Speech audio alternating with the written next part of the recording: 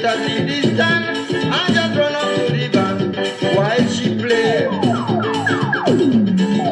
The crowd shout and say,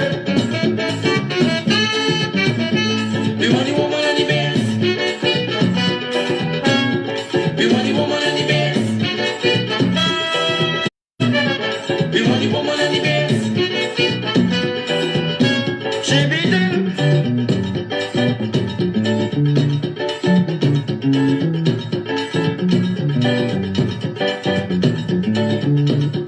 Ay, ay, ay.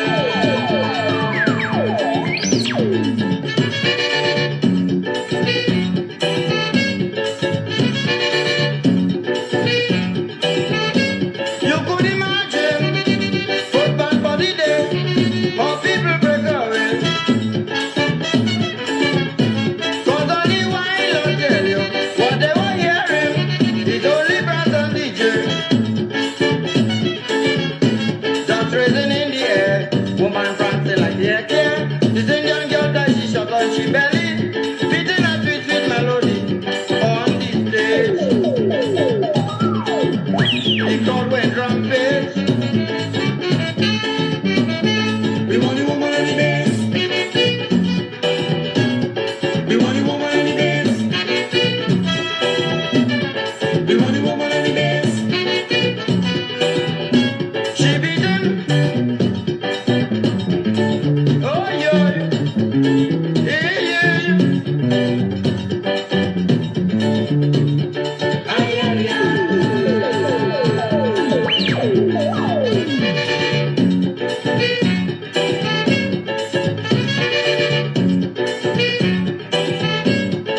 My friend, this is one thing I have to mention.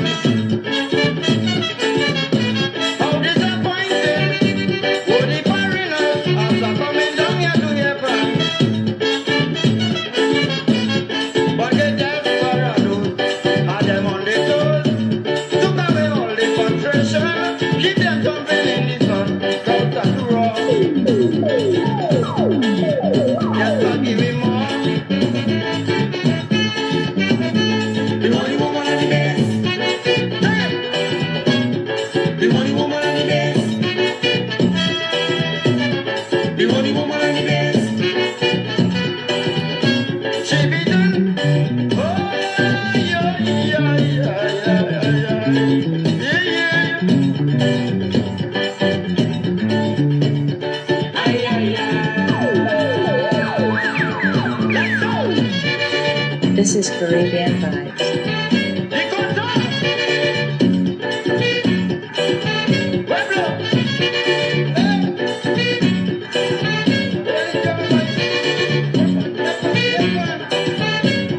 We want the woman and the bass. We want the woman and the bass. We want the woman and the bass. We want the woman and the bass. Good night, sir. My name is Ava. I came to see you last year with the recurrent problems of essential medication availability in the country. It is time to make another video. For the past 2 months, I have been unable to get meds and had to buy them. A 1 month supply cost close to $1,200. I am a pensioner. I am sure lack of meds affecting other people. Ava Jardine Osborne. She signed her name. And Ava wants me to make this an issue. And this criminal government, this PNM government, PNM would have thief the cloth from around Christ's body. Every single night for the past 4.5 years that I have done a live video, I have ended it saying one thing: stay safe, Trinidad and Tobago. You know PNM trying to thief that too? They put out a button on a mask saying stay safe. PNM trying to thief that too. Between the PNM and the UNC, watch me now. Nothing safe, you know. I surprised Columbus statue still there for them to talk about, because somebody thief Lord Harris from Lord Harris Square. So now it is just Square, because Lord Harris not there no more. This is a watch me now. I'm feeling it forever. I'm feeling it. But Johnny Gonzalez, one of Trinidad's top producers, he was the man behind Digital Rising Star. Johnny begged the government, what are doing people with cancer? Johnny had a dead boy, dead. They spare them government. Don't care about nobody. You think Rohan Sinaran care about anybody? Rohan Sinaran care about dollars. That is all. Keith Rowley is a demon. He's the semen of Satan. Keith Rowley, nasty man. The entire PNM has been a litany of hateful criminal devils. Eric Williams destroyed Eden.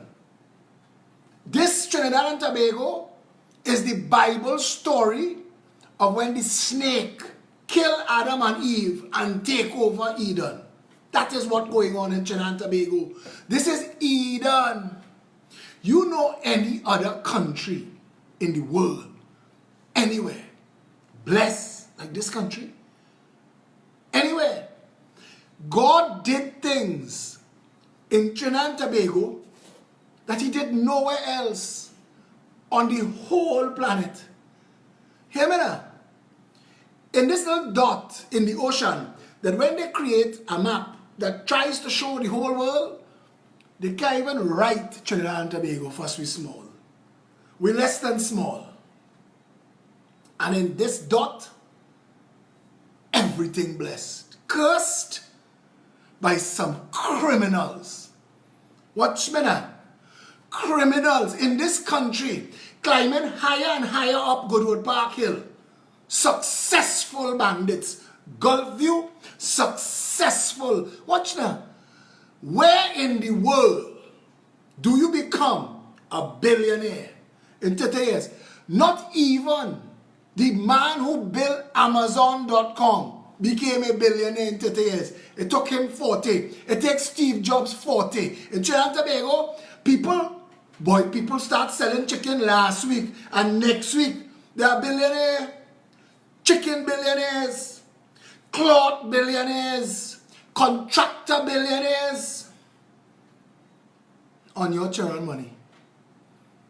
Chaining you up with stupidness. Handing you small thief money to hold. Nasty demon spawn Maxi Coffee. Son of Satan. Maxi Coffee. Walk out the people church, brother. You're bringing Satan darkness into the church. Living Waters. Ban Maxi Coffee at the door. Maxi is Satan's child. Telling people about who kneeling on who neck. Where in the law of the Republic of Trinidad and Tobago does it give Keith Rowley the authority to just thief 3 million public funds to spend on your ass? Where in your job contract as an MP or a minister of government does it say that you are entitled to receive such funds? Both of those actions are criminal acts. Both of you, demons. And you talking about who kneeling on who neck? Eric kneel on black people neck from day one, September 1st, 1962. They had a march in this country, a state of emergency, black power uprising. They march on white people, you know. They march on Eric. Eric was the archetypical. Watch now. That man wrenched the whip from Massa, kicked Massa overseer down the stairs, boy, and start a whip. He said, look now, let me teach all you how to beat black people. Eric Williams do that. Prior to Eric Williams, black people were trending upwards. In Trinidad and Tobago, Trinidad and Tobago was producing black people at the highest of levels in academics, journalism, arts, sports. We were, oh God, man, come on, in this country that every creed and race did find an equal place till that son of a bitch put his hand on it, that nasty blight, that herpes sore that is Eric Williams. I am hoping and I am praying that he for the rest of eternity is tortured by the lamentations and tears of all those who have lost loved ones 58 years in failed medical system, failed police management system, failed road network, failed national security. These demons and all the little demon spawnlings with a little PNM logo all over Facebook, all over the place. Don't take them on! This is God for we! Little demon spawnlings straight out of the belly of hell, the PNM. Nothing works in this country. Nothing works in Trinidad and Tobago. Nothing works here.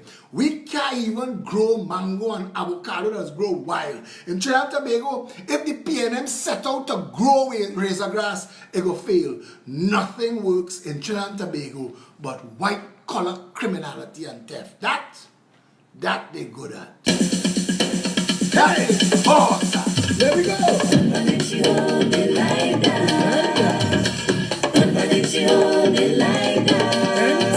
The whole country in a hole. Everything out of control. What is? They like that. Check it out. 9 o'clock in the morning. Everybody play.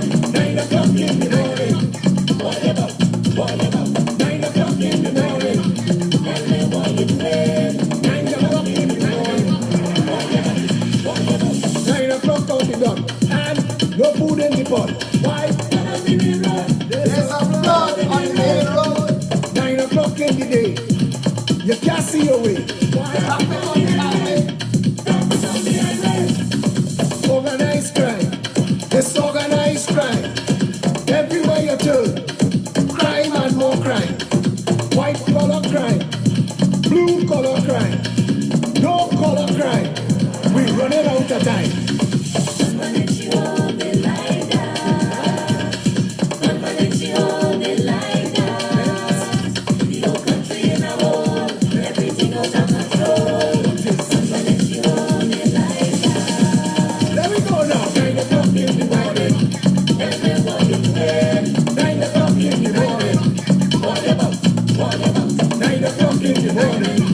Everybody play. 9 o'clock in the morning. 9 o'clock on the dot. Your salary cut. 9 o'clock in the day. No way to get paid.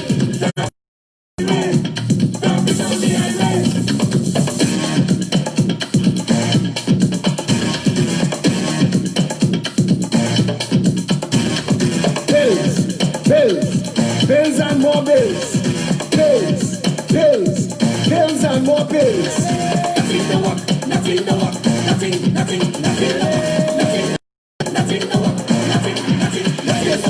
$3 trillion spent, nothing to show. That's how it goes in a land in Trinidad. Check this. Nothing.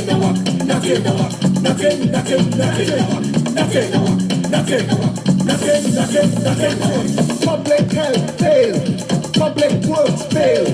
Local government failed. Central government failed.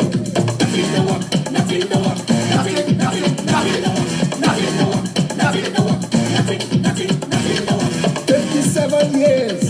Tears. 57 years. Prayers.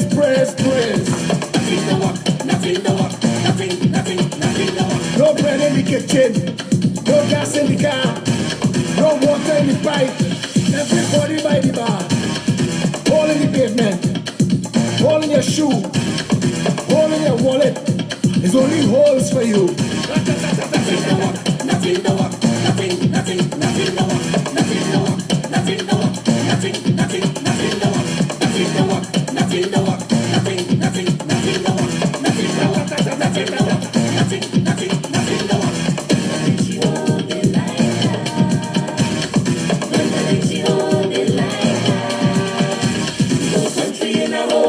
Everything out of control. Gunman and she hold it like that. And we will beat up and we will prance up and we will balance up.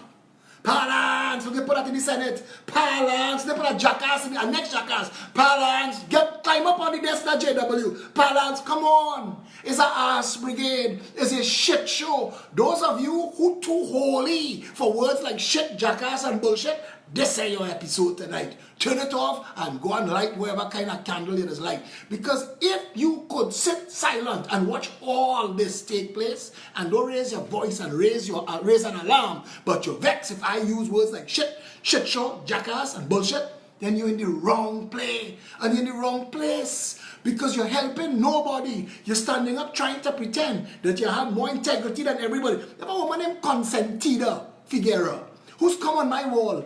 A pastor tell them the other day, but I don't care what you say, I supporting you. I feel the passion in your words. She coming to quote scripture to the man, Consentida girl, hold your vote, girl. I'm not asking you to put aside anything inside your belly that is making you get up in the morning and feel like you're somebody. I'm asking you to put country first. This jackass will fix it. You can't focus on the wrong shit, girl. You can't focus on the wrong shit because you see, if you see a child get a seizure and start to turn blue and you're waiting for the ambulance and they're telling you, we call 9 times, where the ambulance, the child tired. I bet you cuss. I bet you cuss stinker than I could cuss. I bet you the ambulance reach after the child dead, you cuss all of them. I bet you. Money. The country have people going through that. Going through that. I stand up, I made a video, a stone throw. A stone throw from Four Roads Police Station where an accident happened and watch Trinidadians, citizens, a black woman on the ground. Black. She accident and she black and she on the ground. And I watch every creed and race line up to give that woman CPR. I watch them line up and give her CPR, and I stand up there and I film that because my brother-in-law was the first person to happen outside his house, and he was the first person to call for an ambulance, and an hour later no ambulance ain't reach and the woman dead. She dead, and stinking PNM relatives want to give me talk because I talking about it. These people so broken in their stupid mind. You see, cult members, it is cult. When you read about the sex assault that took place on little children in the Catholic Church, and you read the letters from mothers who trying to wrap their minds around the fact. One woman, watch this story, Spotlight. Spotlight is a true story. Go and watch Spotlight. And this woman wrote the Archbishop, and she's trying to understand that the same priest molested 4 of her boys.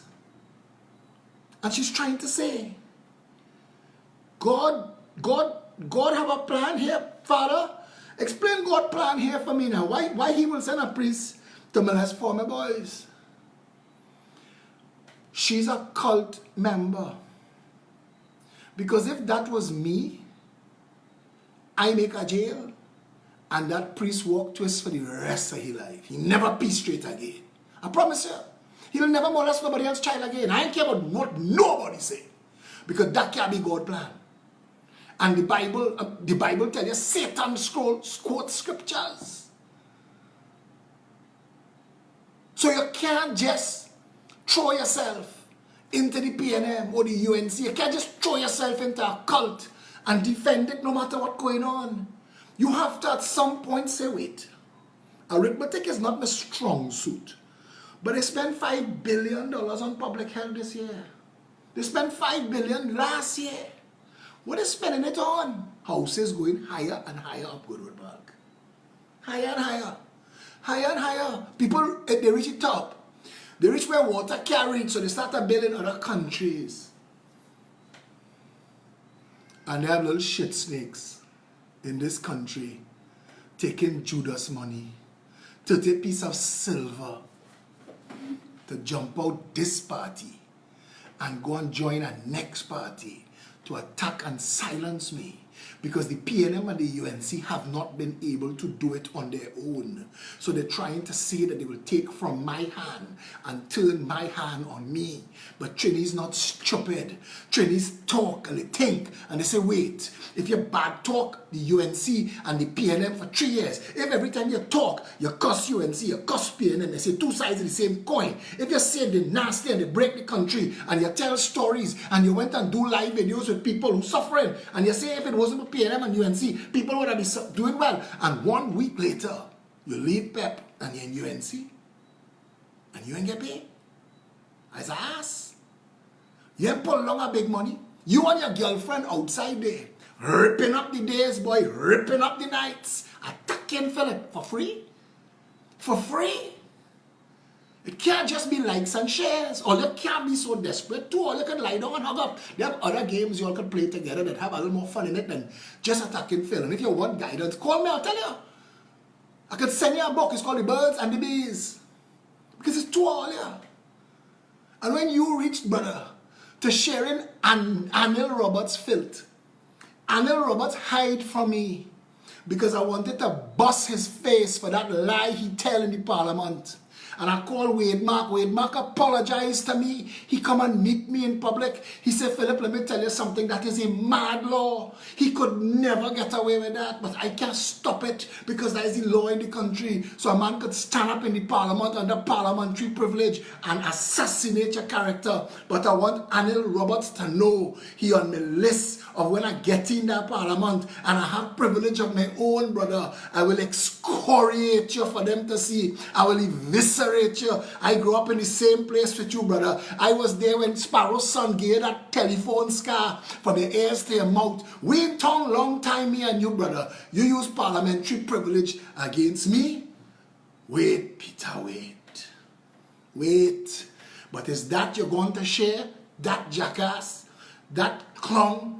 That drugged out, drunked out? I mean, when that man dead, his liver, you could donate it to science. It will continue living on, preserved for the rest of eternity. Fuss it alcohol in it. And that is what you're going to share. You quickly run out of any information. People thought you was an insider, a boss inside thing. You run out. Trick me on a phone call. Use my voice. And even that your boss, when you and your girl watch each other over dinner, and you're eating your 3-piece Royal Castle that all you have to share. No, maybe you have UNC money now, I don't know. What you're saying, boy, that man's so strong, boy. We come at him inside. You're going all on Mark Ree's wall. All on Mark Ree's live. You and your little scujum trying to attack me. Mark Ree's come to me and say, boss, hear me. Them in part with me and I with them. You come after Rondell and Labre. And Rondell laugh, boy. You're all over your little fake pep page that you create. 200 members and you're busting mark after mark after mark and you can't get more than 200 people. And when we check 50 of them is your girlfriend fake profiles. All you go eat the bread, all you try to... Listen, what does they say? When you set out on a journey of revenge, dig 2 holes, all you should have dig 3. Because all you're going to fall in them pit, all you dig for me. I promise you that. I promise you that we will survive and we will thrive. The Progressive Empowerment Party, every time we are attacked the way you all attack us, we grow. Why? Because you all send people who have never seen us before, who watch the little Wendell Eversley and that little crew. There are about 10 of them, that totin, boy, totin. Wendell Vex. Wendell Vex because we leave them in COP and form a party, and all the COP, the members that matter, come across and join PEP, and the hangers on, Lincoln Douglas, Roger Samuel, Larry Lala, hang on to the end to see if they had any food left to eat in COP, and when they had none, the time they exit. So every day you're hearing, a next one of them gone, a next one of them gone. But where you're going from, that bus park up long time now, so all about just sit down inside the bus and wait the time you exit. When you see they don't damn the bridge that you cross, listen, you play your talk there, not Sals. You play your talk there, Sals. But I want to tell the 2 of them, night does run, day does run till night catch it. That's what my mother tell me. These days are fine. are pulling out my sayings and I'm not getting them to snap the way they're supposed to snap. I don't ever need a vacation. I don't ever need a break. Long rope for MAGA goat. And what you send for me will come back and bite you. The Progressive Empowerment Party is an organization set up to rescue Trinidad and Tobago. We take on issues no other politician dare touch. When you hear them little PNM and UNC demon spawnlings tell you, we hear people talk about that before. Bullshit. You never hear nobody tell you abolish the SEA.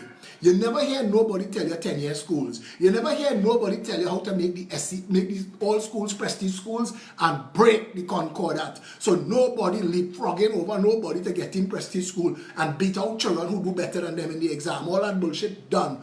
200 purpose-built schools with a population of 1,000 children each will function. You never hear nobody talk that before. You never hear nobody tell you repurpose all of our existing drains, canals and rivers and use them to capture, hold, treat and distribute water.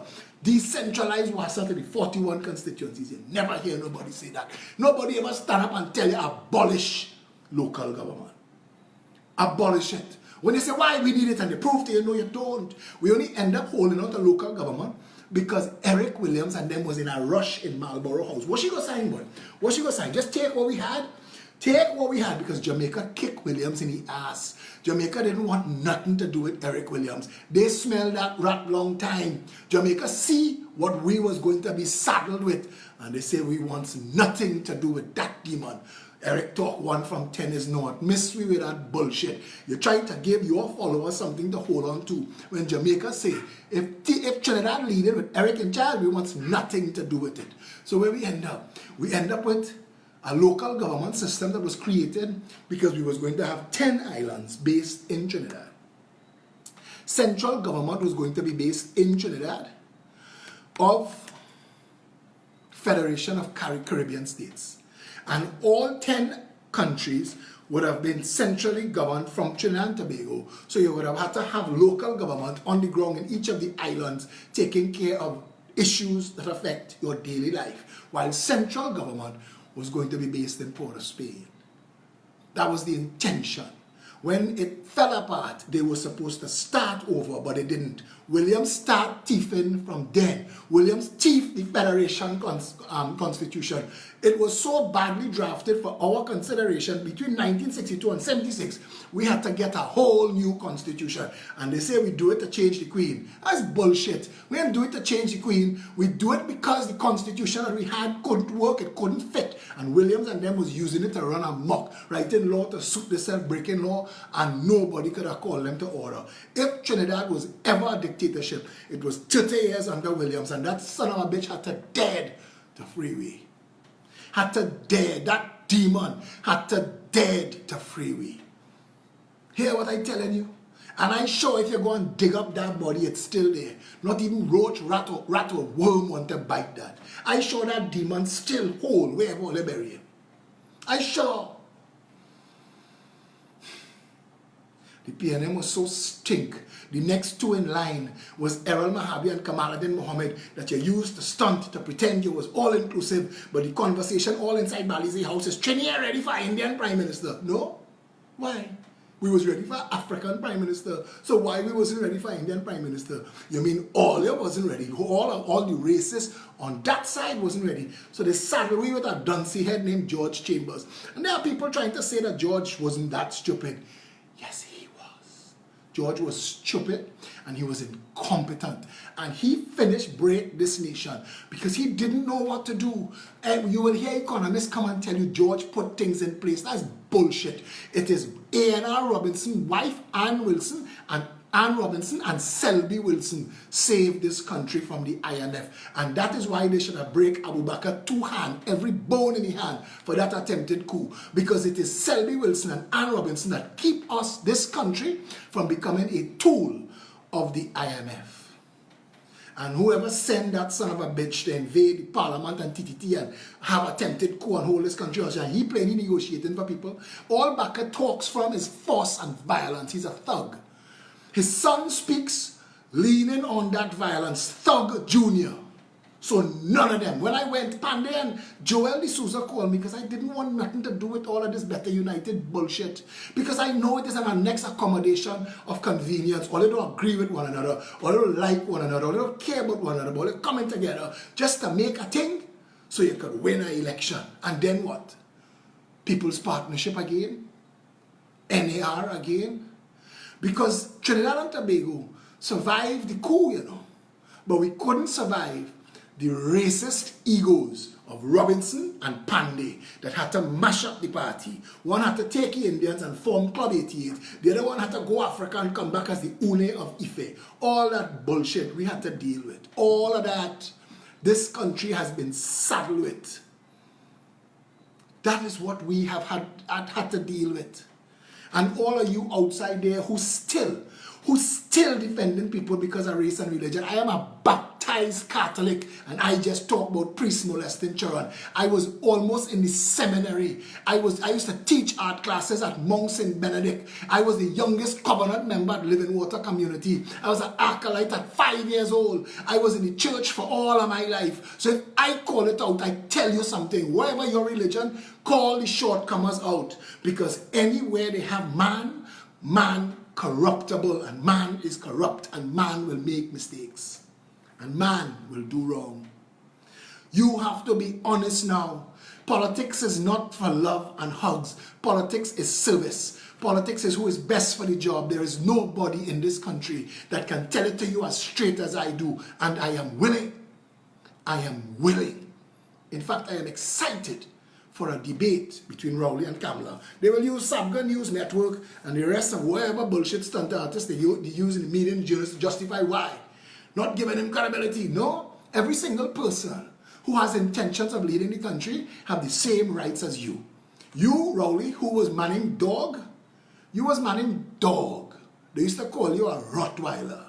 They bring you in the party as a barking dog. They rescue you from Tobago, where nobody didn't want you. You're born in Tobago, you write a book from Mason Hall to Whitehall. That's bullshit. Tobago kick you out. You run for election twice in Tobago and lost your deposit both times. You had to run to Trinidad and a PNM safe seat because Manning needed a dog. And you was Manning dog, Rottweiler. Rah, rah, rah, rah, rah, rah. For Ramesh. He needed a dog for Ramesh because Ramesh used to hold him down in the parliament. So he used to bring Rowley to rah, rah, rah, rah, rah, and that was his work. Every time he stand up in the parliament, attack dog, attack sick. How's Rowley? Rottweiler. All you remember? Pelt cup and plate behind Chandra Sharma inside the tea room of the parliament. He should have been banned for life. For life. You're a thug. You're a thug in a cheap suit. You shouldn't be anywhere near where decent people gather. You can't be constrained. You can't behave like adults. You're a pelt shit at people. Because they call you out on Cleaver Heights. And they call you out on Randate. And they ask that no matter how old she was and you and Faris and all this set up video, you were still she teacher. You had no right impregnating her. When they call you out on that shit, Rowley, you think you're going to hide from that? That is your truth. That is your legacy. That is God Noel walking around town. That you lie. Two big, strong black children. Black lives matter. But daddy had to force them to lie. Because up until they was big men, up until 31 years later, it take you to get into Prime Minister chair. When you get into the Prime Minister chair, you tell them, all right, let me acknowledge all you. You stereotype them two black boys. You leave them fatherless for their whole life. Who's all your father? We don't have none. My mother was a hoe. If Trump introduced the world to a child that he didn't acknowledge before, the media never let it go. In Trinidad, where on Sabga? Hold that. Where on TV6? Hold that. Because in this country, media is not a real thing. We've been fighting the media from the start. And there are people who tell you, Phillip, pat down on the media and they will give you mileage. David Mohammed told me, it was Malcolm X who said this, that when you plunge the knife 12 inches into my back and you pull it out 6, you expected me to say thank you. I want nothing. I want nothing other than what I am entitled to, as a politician in this country. And if the media is going to frustrate my rights as a citizen, my constitutional rights, 3 of my rights, freedom of expression, freedom of association, freedom of political choice, all 3 come before freedom of the press in the rights enshrined of the Constitution. And if the media are going to gang up on me, if you put me in office, I promise you, that one fake leg they're standing on, government advertising, I will pull it. Sabga, advertise all your business for the next 5 years in your own media. Let me see if your name man. Spend the $12 million a year it'll take to uphold that bullshit. Nasty, nasty country. Demons and bandits, friends making deals that frustrate you. You can't get a job, you can't get a career. You have to go and toll Batoff Amalgamated and pack fries for Christian Mute because we don't have 5, 6, and 8 brewery in this country. Because they know if they open a real brewery in this country, the hospice Sabga selling as Carib and Stag boss. The only reason all you drink Carib and Stag in this country is because for a long time it was the only beer you could get, and it's still cheap because we use duty and VAT and taxes to make sure that it could sell cheaper than the rest. But they have nobody in this world in a blind taste test will choose Stag or Carib over a world beer. And a Progressive Empowerment Party government will break the monopolies. And we will make sure that real brands like Rerun and Samuel Adams and Kirin could come and bottle in Trinidad and Tobago and sell to the Caribbean, break bulk. Save money, save time, give us jobs, everybody win. Everybody win. So if you feel for a minute or a second, I am rowdy, listen, I may sound like I am angry. I don't understand why you are not angry. I am hearing people misguided by this Black Lives Matter issue that want to go and pull down Columbus statue. Hey, if it's legal and all you could get away with it, do it. But don't feel like pulling down Columbus statue, fixing education for your children. It's not. 7,000 black children still going to fail out the education system. As long as PNM is in charge of the system. Make no mistake about that. Pulling down Columbus and putting water in your tap. As long as the PNM and the UNC there to make sure that water tank and water pump and desalco charging $500 million a year to desalinate seawater when we take in fresh water and throw it in the sea. God himself laughs at this country. God himself. He must sit down there and laugh. Look what they do Paradise. Look what they do Eden. I give them everything. The largest pitch lake in the world. Scientists cannot estimate the volume of pitch available to the world from Labre tar pit. That's what the world calls it. Nobody knows. They can't estimate it. Science can't understand why there is a swimming pool in the middle of the ocean off Tobago. I'm going to show you something.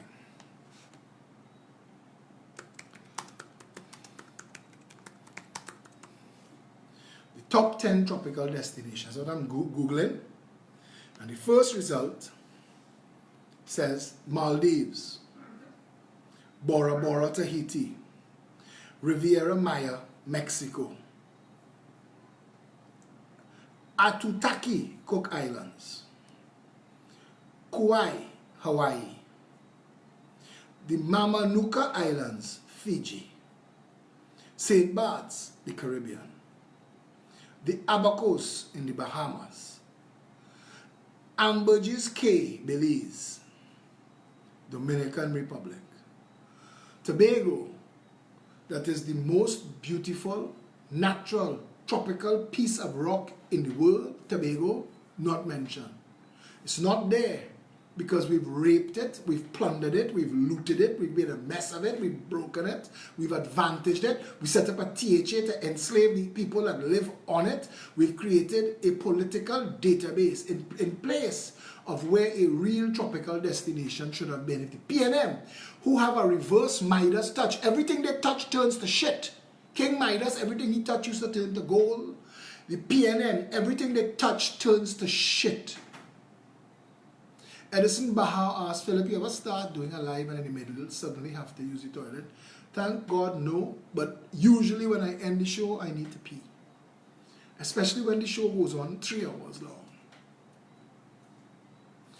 But the reality is, if any of those destinations I just spoke about had a nylon pool, it would be the #1 thing on a Google search result. Because the nylon pool is the only one of its kind, and it's a wonder of the natural world. And Tobago has that. Tobago has the oldest old world forest. Tobago has the largest brain coral on planet Earth. Tobago. Those 3 things that are a resume for people to come to see. Besides the pristine waters of Tobago, because Tobago is shielded from the Orinoco flow by the bulk of Trinidad. And it is the Orinoco flow from South America that dirties our leeward, what should be our white sand, green water, crystal clear water beaches. It is the Orinoco River outflow that dirties from Chagaramas to, I guess, Point-A-Pierre. But we have a plan for even that. That we could fix that and redevelop Trinidad and Tobago, where everything from Chagaramas to Point-A-Pierre is a gold coast. A literal gold coast. Imagine if you could build a boardwalk, a real boardwalk, not that piece of plastic shit that UNC give one of their financiers to eat a food. A real boardwalk from the tip of Chagaramas all the way to Point-A-Pierre. Imagine if you could go for a run on the Gold Coast, the leeward side of Trinidad and Tobago. On the left of you, majestic buildings, apartments, nightclubs, restaurants, bars. You imagine if we could have had a boardwalk. I mean, our tourist dollar would be in the billions, the tens of billions of US dollars. Cruise ships would be lined up. You would see them on the horizon waiting to dock and offload their passengers on the beautiful island of Trinidad and Tobago, the only tropical destination untouched by hurricanes since the 60s. We are outside of the hurricane belt. Understand what that means? That this country should be a playground for the rich and the famous. Hollywood and Bollywood should be storing their cars, building houses here. We should have we could have a massive tourism industry if we just focused. You didn't have to advertise, you know. You see the money that they spend on Titco and Nitco and all these ITCOs that they build? That's thief money. And to come on Sabga News Network and talk about it like if they know what the ass they're talking about. When Somalia became the #1 destination for the rich and famous in the world, it wasn't by advertising. Colombia, which is supposed to be one of the murder capitals of the planet, but they're so good at their tourism that they became #1 for a lot of people. Mexico City, Mexico has some destinations in Mexico that nobody else on the planet has. Mexico has hotels that are 7 stars. Google it. The rest of the world stop at 5, 6, and 7 stars. You literally go there to be treated like a king. There are people who have medical degrees who prefer to work in the hotels because they take home hundreds of thousands of dollars in tips. Oh God, this cat Gary Marshall find us again. How much fake profile is jackass gonna make, boy? Listen, we get it. You like to, you're gonna make me cuss. And Chilis don't want to hear me cuss. Fake profile specialists in the UNC. They got thief everything. They even thiefing a chance at talking. And when I go to check, there's have people like Gary Marshall. There's have 9 Gary Marshalls blocked. Because they had to come on your wall and talk on my live to talk UNC all the way. But when UNC was in power, what did they do? What did they do? They took some public funds and did some private enterprises and benefited themselves. Imagine we had to cheer that the UNC put lights on playfields, because that was something we didn't have before. And imagine something that all of those children who get to play football and cricket should be entitled to. Go King George V Park, they rename it Nelson Mandela Park, and children breaking their foot, kicking ball in there all the time. Not even a steamroller Martinez you could rent and pass and roll once a week, where all them children just come. Don't think it's feasible, too much turbidity. What you talking about, my brother? What you talking about that you don't think it is feasible? Where?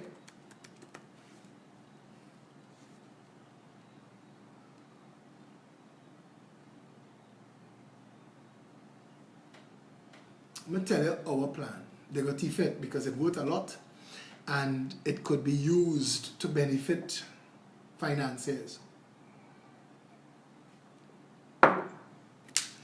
Tourism is the largest and is the fastest growing industry in the world, and COVID-19 going to affect it. COVID-19, have you ever seen Rowley looking scruffy and unkept and alive? I don't know if that was meant to be a joke. Rowley ugly in the dark. In bright light, he frightening. If he gets scruffy, what you gonna do? You gonna chase him? Create a duty-free zone where cruise ships, docks, create entrepreneurs and employment. Absolutely. Absolutely. You're now talking. Destination safe because the mobs control all tourist-related business. That's not true, Paul. Come on. Come on, my brother. Stop peddling nonsense. Trinidad and Tobago just has to do deals with all of the people that in the Pacific Princess, Caribbean Cruise Lines, Disney. Two of our senior members are senior executives from the cruise industry. Two of our senior members. Sunita Ramdas said that the UNC did great. I guess compared to the PNM, they have a stray dog down on Charlotte Street that have a hole in his neck that maggots eating the dog. And if you swear that dog in tomorrow, it'll do a better job than the PNM. So I think Sunita, her standards are very low. So she will come on the live to say the UNC did well, but they did not, because when the UNC came out of office, education was still failing. You still couldn't get water in your taps. The justice system was broken. The police service was corrupt. Drugs was passing through this country like $1 billion pipeline. Food wasn't growing anywhere. We were importing billions of dollars worth of food. We were barely holding our own. So when you say China did well under the UNC, did well at what? What did they do well at? Tell me. I'll engage you, ma'am. What do you think the UNC did well at? Bullshit you? Pillars of progress? UNC take credit for a whole highway in Digger Martin when all they did was build the bypass that I designed. And it's on the GISL website, and you could see. You could see.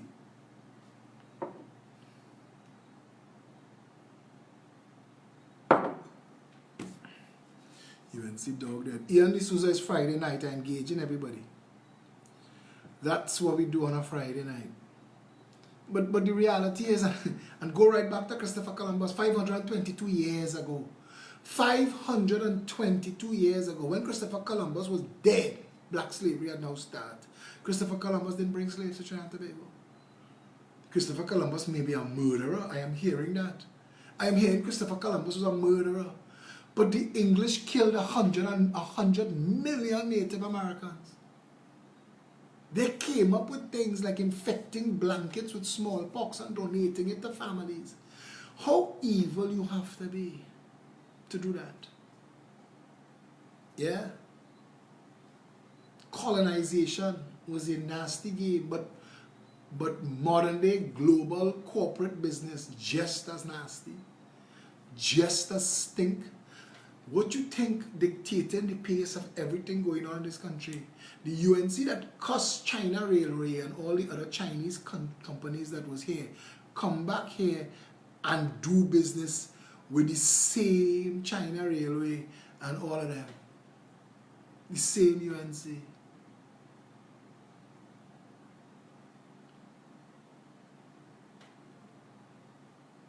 How you can trust those people? How you can trust them? That's the truth. Going forward from here, what do you think about the Minister of Tourism saying that they now have to form a committee to talk about the plans for the borders? All of that is looking for justification to get people to consider giving them a second chance. Rerun said he needs 5 more years to stop flooding. We could stop flooding in 1. You could stop flooding in 1. There's already an estimated volume. All you need is the capacity to hold it. We could redirect it, we could storm drain it, and we could retention pond hold it. Rerun said, and the money that you took to build the unnecessary Kirap interchange, you could have dealt and solved all the water problems in Trinidad and Tobago. The money that you took to make the $400 million highway to your wife's destination in Manzanilla, we could have used that money and fixed all of the water problems in Trinidad, flooding and retention. So miss us with your bullshit. UNC did nothing of value for the country. Tell me something that they fixed. Tell me. You build police stations, but the police service was non-functional. You build schools, but the school system was non-functional. You built a desalination plant when we had all the water we needed and you was washing it to the sea. The box drain government. What did you do? What did you do to improve business? What did you do to improve the lives of people? Felicia Holder said today, stop building stadium and pool. We need opportunity for our people. Let them get rich and build their own pool.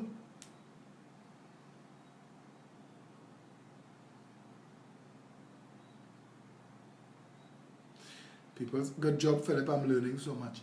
But these are the critically important things. These are the critically important things. Get Trinidad functional and get out the people way. Create opportunities for people to be able to maximize their own potential. Government have no business in people business. None. But all the PNM and the UNC did was make some road contractors billionaires. Junior Sammy children flying the world in private jet. Going in private room in Las Vegas to bet. On taxpayers' funds. Fixing hole and road. You ever hear that a country this small, we create billionaires paving road? Come now, man. Come on.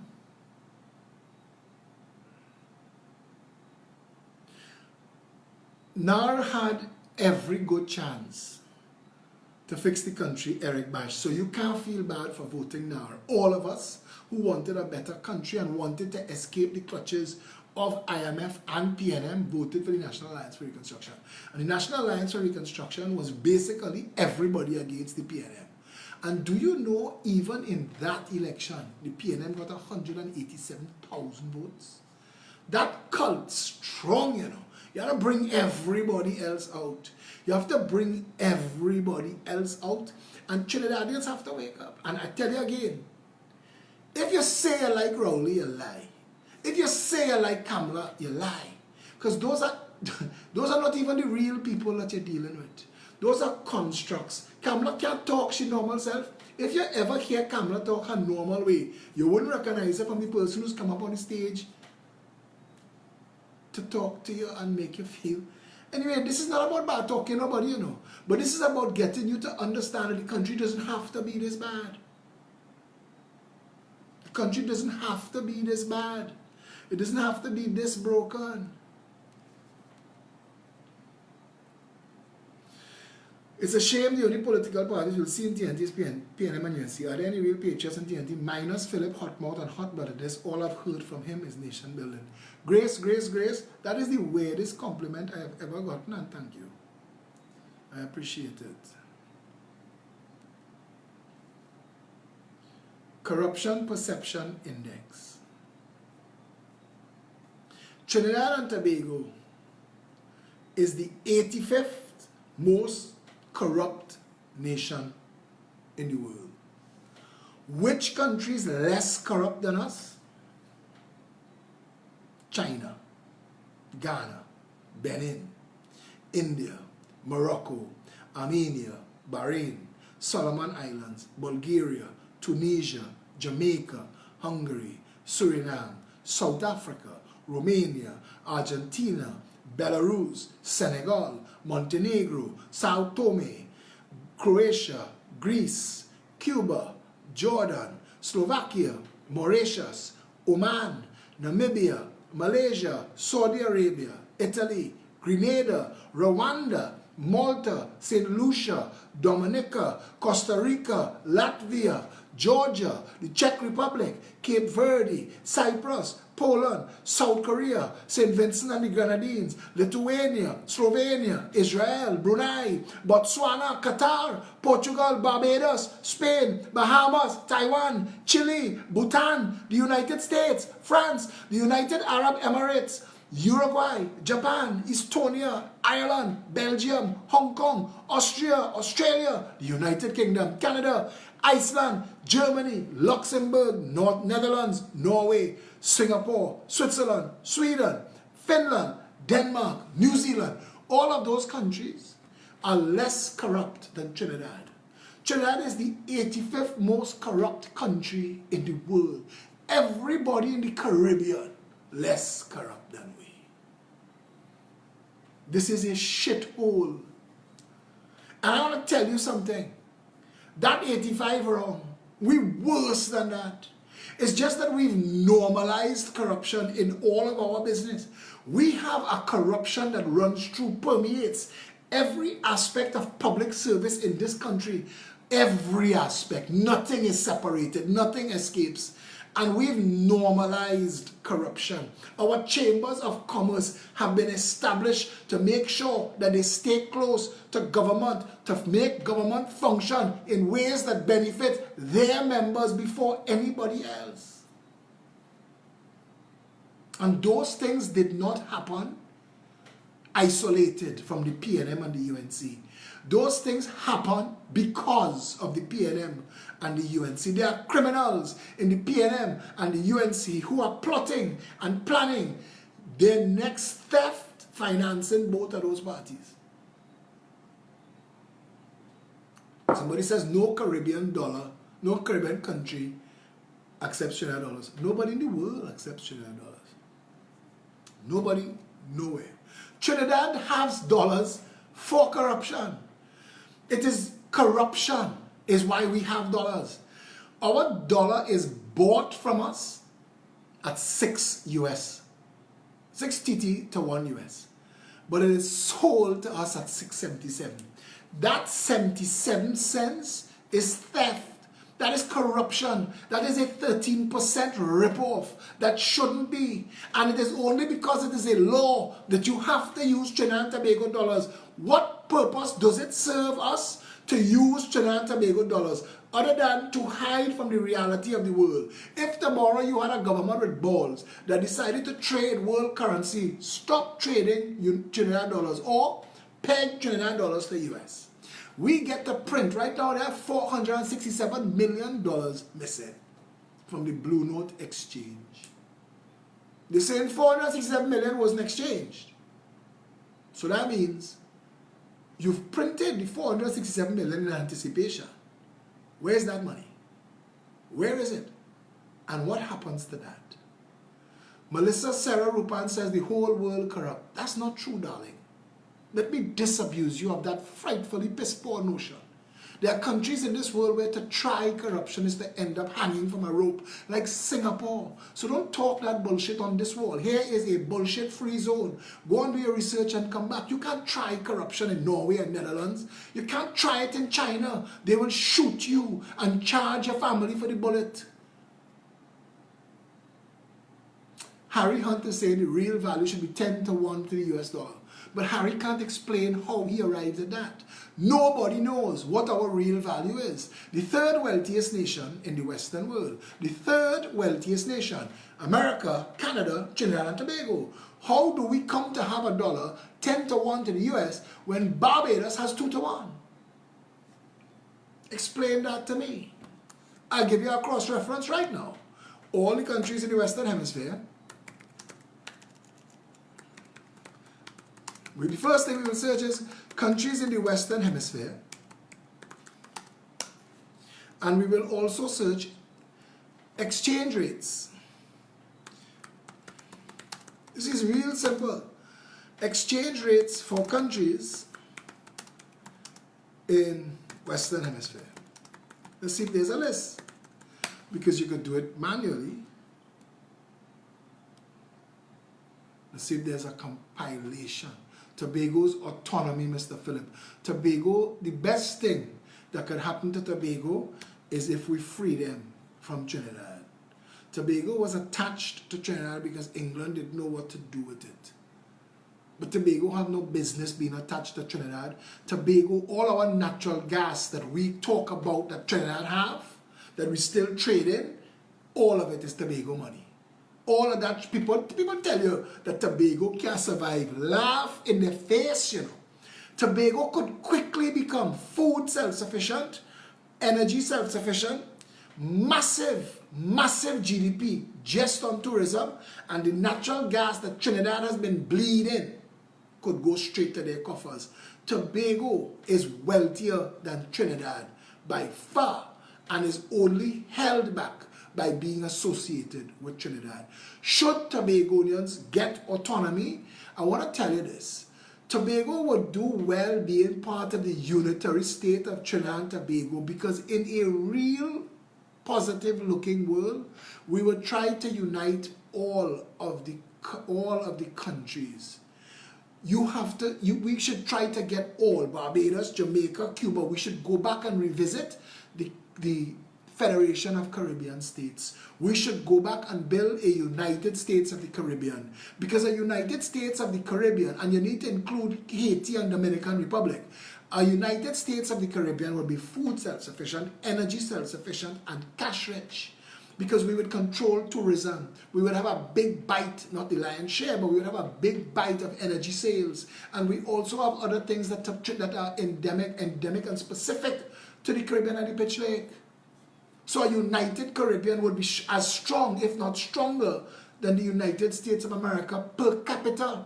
It is why Singapore, that is half the size of Trinidad alone, just eclipsed the United States of America as having the most competitive economy on the planet.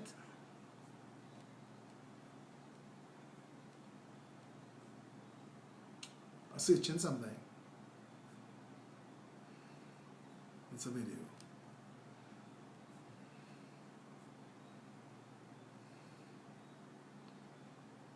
But understand that. So should we stay together? That's up to Tobagonians. Tobagonians, real Tobagonians, should decide that. And a progressive empowerment party government would make referendum law and have Tobagonians decide. But I want to promise Tobago something. You all have 2 constituencies, you should have 5. And each of those constituencies should be treated the same way the constituencies in Trinidad are going to be treated. And we will make sure to put policies in place where a brick, block, and a banana will cost the same in Trinidad as it does in Tobago. You'll get your own international port. You will get, because you're going to need ports for your cruise ships. So you're going to get your own international port so that you could import your own food. You don't have to come from Trinidad. You don't have to come begging cap in hand to Amco and Massey and Hadco for your food. Tobagonians should be able to go into business for themselves. Tobagonians had the most expensive real estate in the world at one time for agriculture.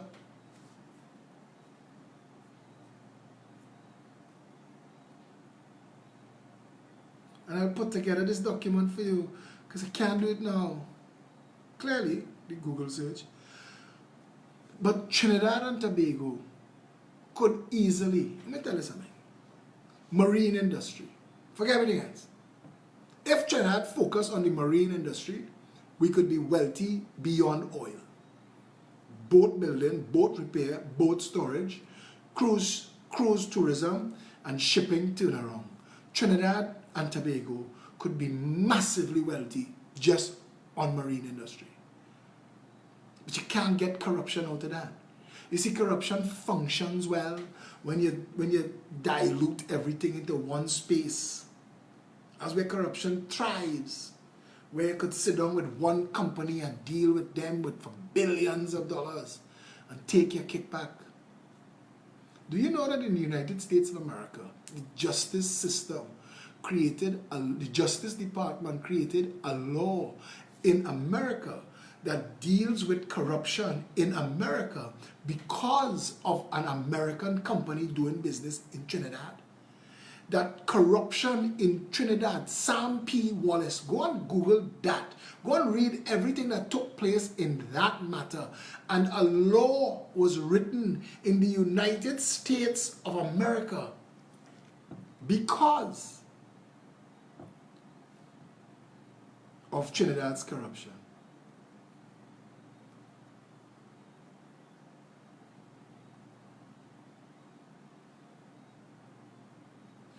Hadassah, I got the message from Joseph Mosca, but I got it as a picture. So the Seymour, I can't click the Seymour because it's a picture. But I'll tell everybody, my number is 682-2110. Send your questions direct or link up Hadassah or Keisha or Debbie or any of the people out there.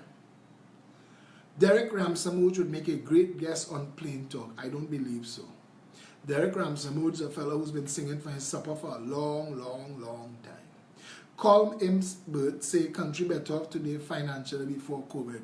Colm could say anything he wants. He's a demon. He's a Dwen. Dwen's don't tell the truth. Salik Jagroup. Lal's backfill almost half the river, the bridge along the SS Erin Road debate. Brace all yourself for major flooding. What is the PDRC, Piaco Regional Corporation, that's Piaco, doing about it? Their office is just a stone throw away. In terms of, what is the country, what's that now? Seeing as oil prices are the way it is currently, what is the best option for the country now in terms of earning potential? In terms of earning potential, I just told you, Trinidad and Tobago, tourism, shipping, marine industry, massive. We could also dominate the world in pepper spray. Just set a target. Just set a target. Find out how much pepper spray the world uses and set a target to dominate that industry. So the world uses 500 million tons of pepper spray. Good. We know Moruga scorpion pepper has the right Scoville units to be the best use for pepper spray. So we put that together and we create an industry who growing pepper and who making pepper spray canisters. We dominate the world. Our dollar is 7-1. So when we exporting cheap. And every army and every police service in the world using pepper spray, not to mention civilians, especially females. And if you could create a good size canister for a good price, we will just that could be our Mars, our Milky Way, our Coca-Cola. Angostura owns a product called LLB, Lemon, Lime and Bitters. I don't know if it's going to require a rebranding or if LLB could trend.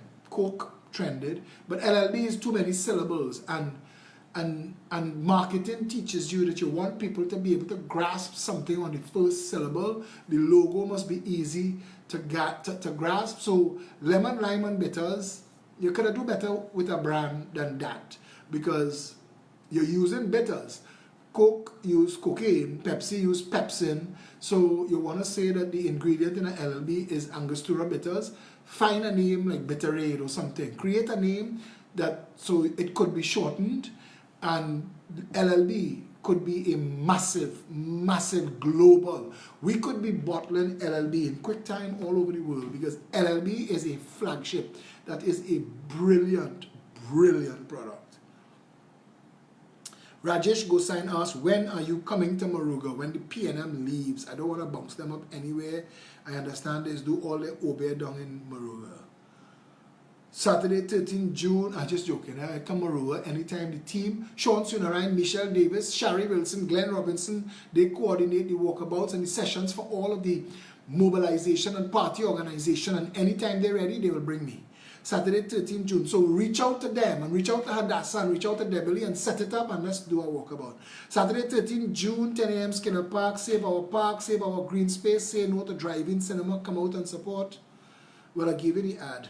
And come out and support that because why not going on in Skinner Park where you could pelt 2 stone and hit Twilight, the same piece of space that was already paved as a drive-in cinema? Why not using Twilight on the way to Marabella?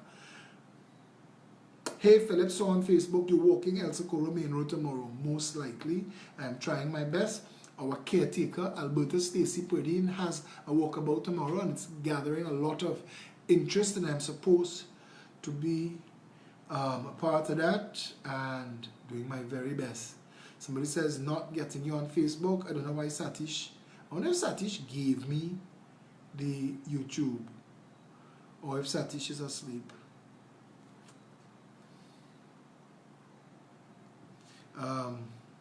Poor fella. He's had to get up early in the morning and stay up late at night with this pep media thing. All I know the sacrifice some of the people make. Listen, I know you all are sharing things.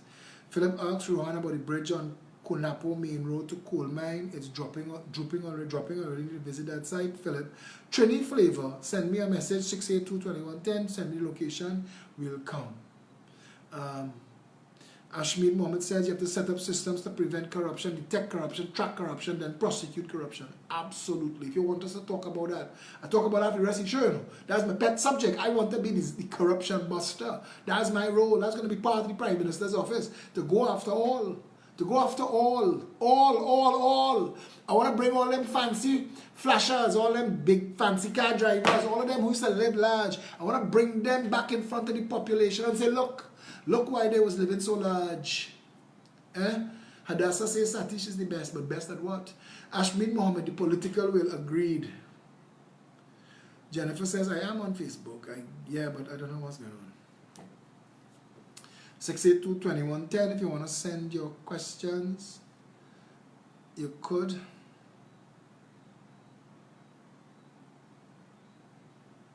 Send it now.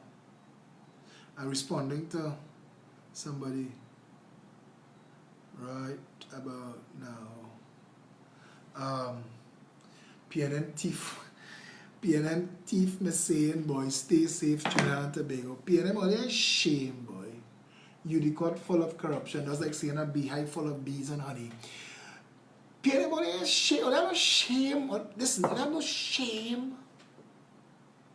I mean, that's the one thing that's make me sad that I'm a politician in Trinidad. And people have no integrity, they have no respect, no self-respect. It doesn't matter. Rohan Trinidad don't care, you know. He don't care. That man stand up and say not all Indians is thief. And can't explain how he's so fortunate to own properties that land up right in front of where the Ministry of Works projects happening, that he just happened to be the minister of. That's... See how well I'm doing?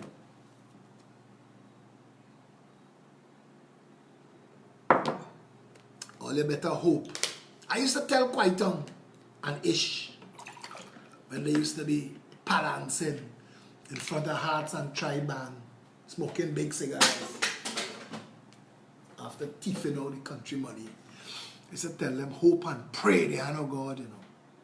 Hope and pray they are no God.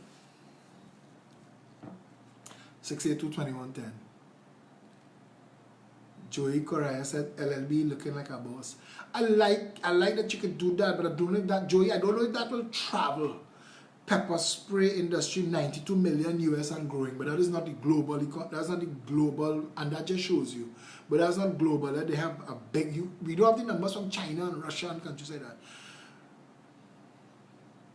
Good night. Whenever I tell people about PEP, one of the things they keep saying is that you have no experience. What is your response to that? That I am politically sexy. And anytime they think that they know a politician that has more experience than me, contrast and compare all that they've done and all that they've said to mine. Yeah? It's easy for people to try to find a justification to dismiss when what they want to do is defend the cult that they're a part of.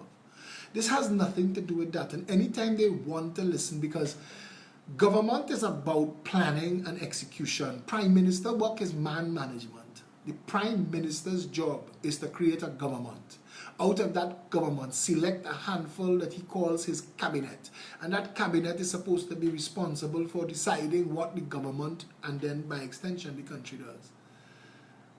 But you can't have people who are afraid of bright people as Prime Minister. And that's Rowley's problem. So Rowley surrounds himself with fools. Faris Al-Rawi is possibly the stupidest attorney this country ever produced. Faris is a rental agreement lawyer. And that's not a knock rental agreement lawyers. But that's the best Faris can ever do. None of those laws that Faris take to the parliament, he wrote, he drafted, he didn't have a clue. And that's why he loses all the cases that he loses, because he's not a good lawyer and he's not a good attorney general. He's just a PNM financier benefiting from a high position. Stuart Young is an ass. Stuart Young is an ass's ass. And he is so broken now with his corrupt lies. He has been so cornered and exposed. He can't even show his face in public. How shameful for the Young family. Do they care? I doubt. They look like they're feasting. Father, son, and other son gorging. All along in their belly button have gravy and juice. They eating. PNM in office. It don't matter. Larger bless government. Rowley's job is to fix himself and his family. Experience and ideas is two different things. Indeed. And I have a lot of experience. But the problem is, you have to play with your cards close to your chest when you're fighting the demon hordes of the PNM and the UNC. So, I keep it that way for now. Tell Rowley and Kamala, follow me down in the river and explain. He is currently in Suriname. That's not far enough. Derek Ramsambut should be in China. I'll pay for the ticket. Tell Kamala and Rowley to come down in a river and explain to the people why we don't have water. Come down in a river. Come to the mouth of any river. Come to the mouth of any river and tell Trinidadians why they have to have a water tank in their yard. What that bill for? What that bill for? You build rivers, box drains dumping into rivers and rivers dumping into the sea. So the rain fall and we throw it away. Stupid jackasses, PNM and UNC. On PEP's water policy alone, you all should be lining up to kick PNM and UNC out of office. On PEP's water policy alone, because it's so easy to understand. The man talking sense. You know how time people send me screenshots to say, boy, whether you like that man or not, what he tell you about water is fact. We design a water system really and truly. When you look at what he's saying, we design a water system. A song like Tony before. That is how Tony is talk. Tony is just getting ramp up. We design a water system. Look, now, man, hear what I'm telling you, now, man. We design a water system to catch the rainwater here, now, man, from in the hills and wash it out in the sea. Come on, now, man. Trinidad and Tobago. Somebody say, stop distracting the man. His next 5 years should be in jail if he wants 5 more years. Rohan should anyway. I'm going outside Rohan house to do a video one of these days, you know. See, Boxman asked me for taking calls. You all want to call? 682-2110. Call in now. Keep it short, keep it sweet. Don't tell Kamala about the river. She will walk with the duck and the rum. Indeed. Melissa, I don't even want a bad talking, eh? But I want to tell you something. You cannot. If I tell you all, I mean, you watch me do these videos and you hear the things that I know and the things that I say. So you have to know that there would have been offers, real offers, to leave PEP and go and join other parties. I mean, real offers. Samuel Stafford all over Facebook still to this day telling people the problem he have with me is that I wouldn't leave PEP and come and run his party. Good evening, you're live.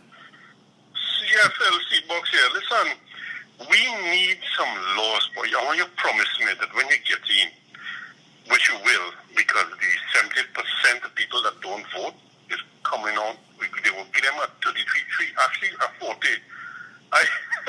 Because I'm telling you, people waking up, they're waking up. People who have been against you that I talk to, and they say, nah, I don't want nothing to do it. You know, they love you too bad now.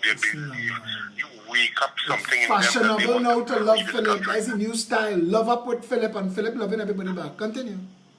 But let me tell you something. You have to promise me we need a law concerning noise, boy. This noise. We said so. You and I agree on that. Outside the house you and I agree on that. Blast music. You and I agree on that. You and I agree on that from the very start. No bar could be built in a residential area to stay open past 12 o'clock. No magistrate, no judge could give anybody a any day, any hour, any time license if you're in a residential area. I don't care who owns the bar. I don't care who it is. You could be the most Syrian. I don't care. That if it is in a residential community, you want to open a bar to open around the clock, go downtown. Right. We up to this day, 2020, 2020, we have no laws concerning noise. Oh no, we have laws, we just don't have enforcement because it's easy to pull string. I tell you, gunman in your hole. I end up in that, you remember, because a party play round the clock till 12 noon the next day. That's when I went to do that video. And I had to say, living in your house, trying to raise your family in a law-abiding manner, 9 o'clock in the morning, gunman in your hole. And that became... Hey, that man died? Eh? That man really died? That wasn't him. That was that's Trinidad. That was somebody else. Killer. Okay. The man who died was K-Lion. Right. K-Lion got a Okay. heart attack, boy, at 26. A young, strong black man. I was so sad. But Phillip, we're looking for the 70%, boy. We want that 70% to wake up. They're waking up to Pep the party. have one job, brother. Pep have one job. Put Pep on the ballot in every constituency, and then the voters will do the rest. I am going to talk to the California people in California. They love this country, and ask them for donations for this party to let us rise. Absolutely. And to hell with the damn stinking media of this country that putting us down. We will get in there and they will piss and shit their pants when time comes in. We go. Indeed. Thank you, my brother. Thank you for the call. Have a good night's rest. Man, vex. When you see they reach the vex, I tell you, the woman who telling me about, she don't care what the pastor say. Wait till the wolf reach by you. Wait till the wolf reach by you. Wait till you get a call, girl. I telling you, everybody just talk nice here, talk easy. Somebody asked me, what is my position between religion and politics? I strongly support the separation of church and state. Phillip, I want to come back home, fix crime. I have $3 million house in TNT and paying mortgage in America. Wow. We'll give you a donation now, your boss. Send me some money so that we can do the job. You're seeing how hard I work. I work $500 an hour. Every night I do this, US. Every night I do this. Do the maths now. Nah, just joking, actually. You know, them will pour me one in the UNC. Go write that down and go and share it, boy. You know what Phillip say? My mother called me. She said, I hear on the news the country bus. I had to tell my mother, why are you watching the news? CNC3 is to just terrorize old people. That is all CNC3 is for. Stop watching it. Stop watching the news. I tell my mother, anything that's important for you to know, I will call you. Don't watch Rowley and them on the health cash, on the health crap that they... What's this I get here? North Central. Sewer apologizes. With the threatening man in court. Sewer apologizes.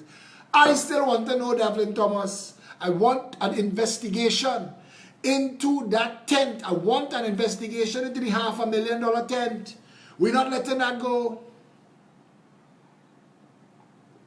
Now you tell me, Phillip, behave yourself. What about maracas and environs? I don't understand the question. Do you think USA will apply sanctions? Well, it depends on if Rowley continue to behave like an ass. Stuart Young make the ambassador, the United States ambassador, have to come out and say, Stuart Young, you lie, you lie, you lie. They don't keep that up now. Bayram, reach on my thread, boy. The PNM is planning to reduce the old age pension. I don't know about that. That would be a stupid thing to do. Davlin's still not answering his phone. Oh God, oh Phillip, I have an HVAC company in America and I want to come home and train youths in multiple trade skills, but last time I was there I almost got shot. Joe HVAC Austin sent us a donation. Felicia Holder is the chair of the party and she's the chair of the finance committee, together with Usha Debedine and Giselle Jordan Young and the rest of the beautiful people that handle that. Send us some money. You see how hard we working. We don't here risking it all the time. $500,000 for 2 damn old tent. Good night, Pep family. Something, God, the screen's just running too fast now. So if all you want me to answer questions, you gotta WhatsApp it. 682-2110. I don't mind doing a little lime on a Friday night, you know. Any follow-ups to the gas deal with Venezuela? Listen. Investigations cost money. There are people who are supposed to do that job. If the US apply the sanction, what will be the repercussions for citizens of Trinidad and Tobago? It depends on the size of the sanction. But look at what's going on in Venezuela. Look at what's going on. The country is absolutely collapsing. they've lost all their cable, direct TV gone, they've lost their telecommunications. It's a real shit show down there. American sanctions is not an easy thing.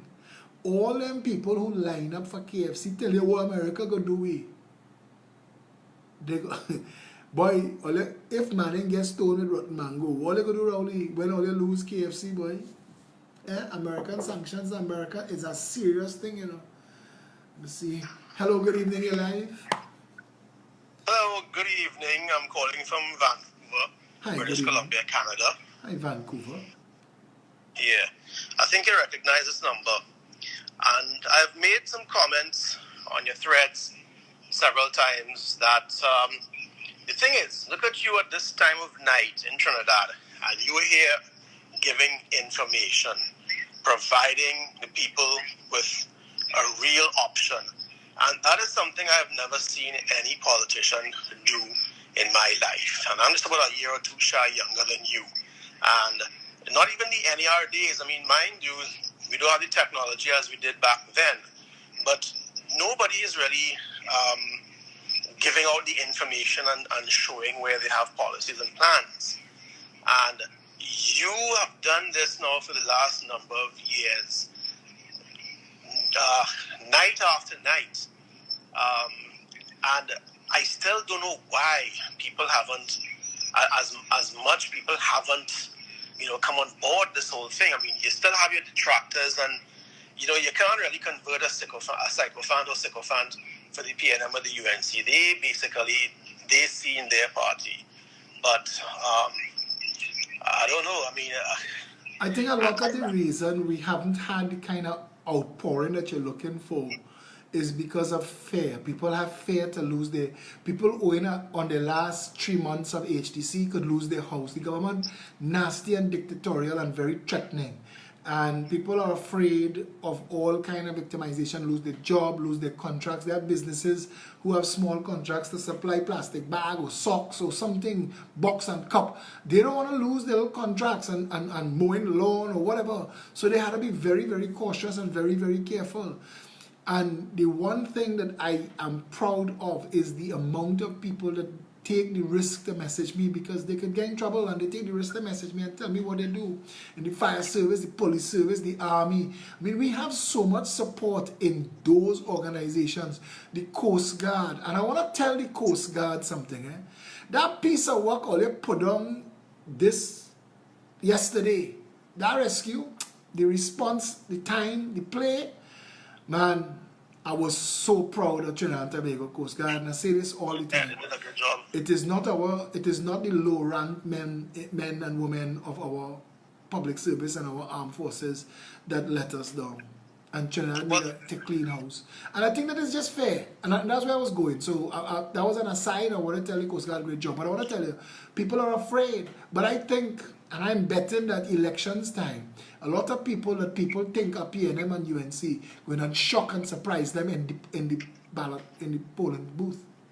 That's what I think as well too. I think actually when it all comes down to it and people are actually in the voting booth, even though they might be wearing a PNM or a UNC jersey, I think they'll actually look at the voting card and then say, look, something, let me put an X next to the PAP because, what do I have to lose, right? Mm-hmm. So I think you're kind of right in that aspect there. There are a lot of people who are afraid to actually come out and show support for your party. And I want to tell you, and as you say that, and I need to say this, that is why the work that people like Hadassah Charles McLeod, Lima McLeod Wilkinson, Debbie Lee Jaikaran, the work that these people do on the ground, I mean, Felicia Hole, oh God, these people are so brave, they are so courageous, they are standing up literally for their country against all odds, and they really need to be applauded. They need to be rewarded.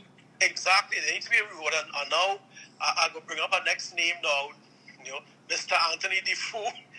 I don't understand how it is he could maintain his integrity. If even that ship sail. That ship sail.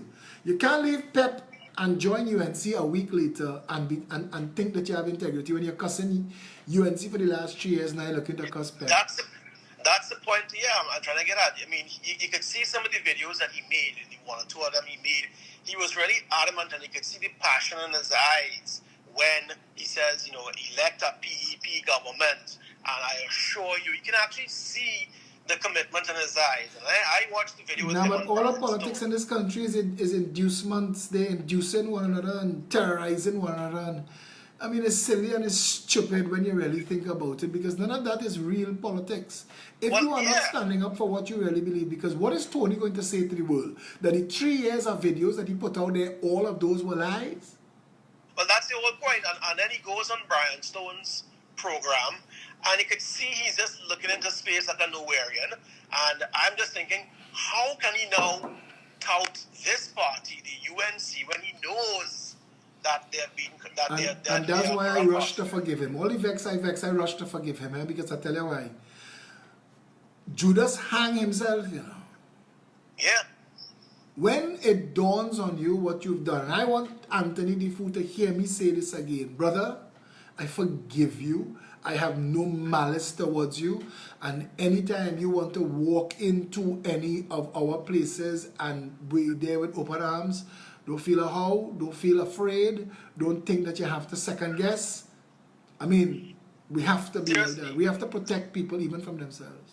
Yeah, and the thing about it, I mean, we've seen history has shown us in the UN, in the NDR with Pandey and Robinson, that they couldn't get along, and the country suffered from that. Indeed. So we need, I mean, PEP is about unity, and regardless of how difficult they may say you are to get along with, right now you are playing the role of campaign Phillip Alexander.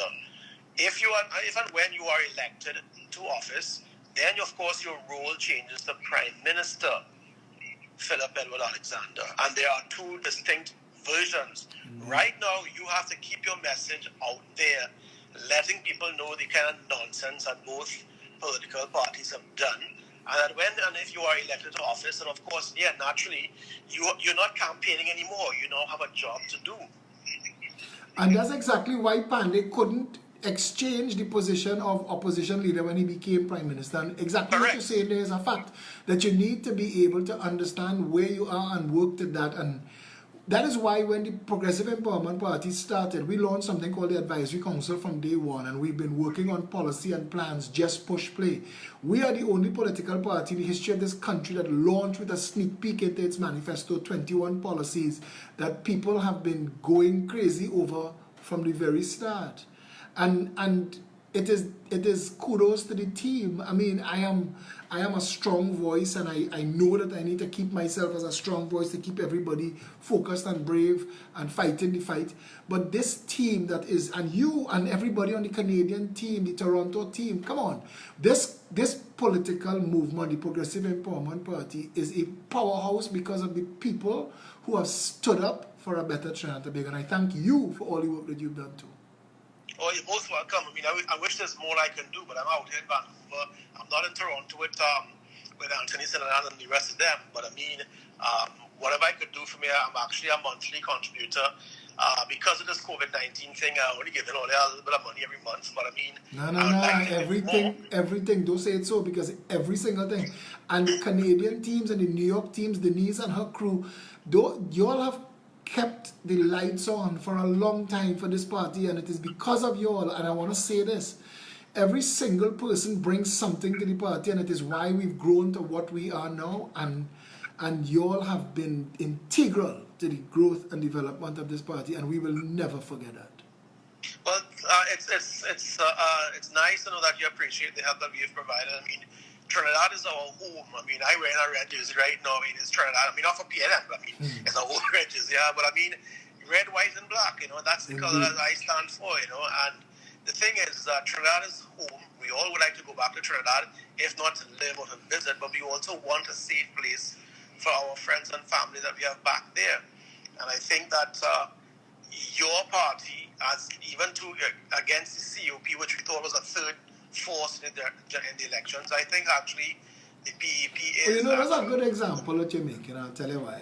The Congress of the People, and some of the people that join the Congress of the People just to feather their own nest, just to pursue their own agenda. And there will always be people like that in a volunteer organization. And I say all the time that we open the door and we accept everybody with open arms.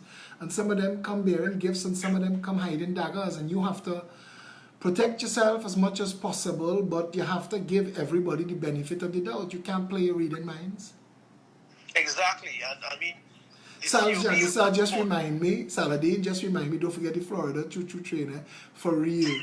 Sal and Rose and the rest of the crew down in Florida, I mean, they've been working very, very hard to keep up with y'all. Canada set the bar real high though, I want to tell you. But yeah, Florida been right there with us too. You might actually have a following in Pittsburgh, because I think I actually mentioned to you one time in some comment there that I was, I'm a pilot, so I was actually in a hotel. And sometimes I didn't get a chance to listen to your live the night before because I have to leave in the early morning next day. So what I would do sometimes is play the replay the next morning, whatever it is, when I get in ready. And one of the cleaners, who was a Trinidadian, she heard your program coming from my room, and she actually stood outside and listened to it for a while. And then I met her downstairs later when I was checking out, and she wanted to know what was going on, like what political party is this? And then, of course, I told her about it, and I saw her again a couple of weeks later, and she became a follower in Pittsburgh. So I'm pretty sure she would go and tell her friends and whatever who are Trinidadians that, hey, there's a third party coming along. So that's, and a simple thing as listen to your program in a hotel room, actually, spread the word. We have a real strong follower in Miami, and one morning he called me. And when I answered the phone, he said, listen, and he holding his phone outside his car. He is by a traffic light somewhere in downtown Miami, and the car next to him, they are playing the live video from the night before. And he said, what's the odds? Because he's in Miami. I said, wow, that's so crazy. Somebody else sent me a video of this guy in Morva. They have somebody in Cascade that's put their speakers outside and play the live videos for everybody who don't have social media to hear. And that is such a wonderful thing, because a lot of people in these areas, they don't have internet and they don't have access to social media. And for the odd one or two people who do have access to that and put a loudspeaker out, your word gets spread out. Because but that's amazing that people would be drawn in on the message to do that. And I think that if anything keeps me going, I had to tell Felicia Holder today, we were in a long conversation about a lot of things that are difficult about politics in Trinidad and Tobago. And I said, some of the days that I feel like I just can't do that anymore, I can't do this anymore, because I tell people all the time, without politics, I am the happiest man alive. I am perfect. I am absolutely blissful. All of my misery comes from politics. And I say to her, and I said to her today, I said, there are days that the only thing keeps me going is the sacrifice that you all have made, because I cannot let you all down. And that's a fact. And to all it takes is just to listen to one video, because in each and every video that you provide, apart from all the cussing and getting on and stuff, and again, that is right now, that is campaign Phillip. We are talking about your Prime Minister Phillip, because that day I reached yet. And it just takes one video. I watched one video of you sit down by the Savannah there, and I was so moved by that video. You were really emotional. I actually thought you were going to cry. But that actually said, no, here's something I had to give a contribution. Things happening right now, but I only give a little bit of small money here and make it a monthly contribution.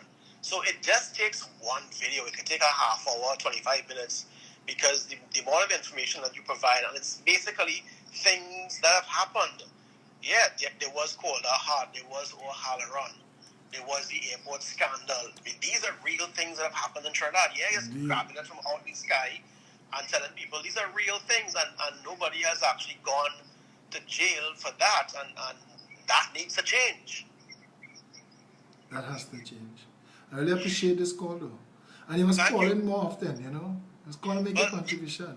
I know you just hold back and give everybody else a chance, but still, And I plan to make all the lives, I plan to do a call-in session from now going forward, because people want to have their say, and I realize that. And I really appreciate all that you said tonight, and all that you do. Thank you very much. I appreciate all that you do. You have done so much for the country already. You have actually changed some of the mindset. You've actually become part of people's dialogue in the day.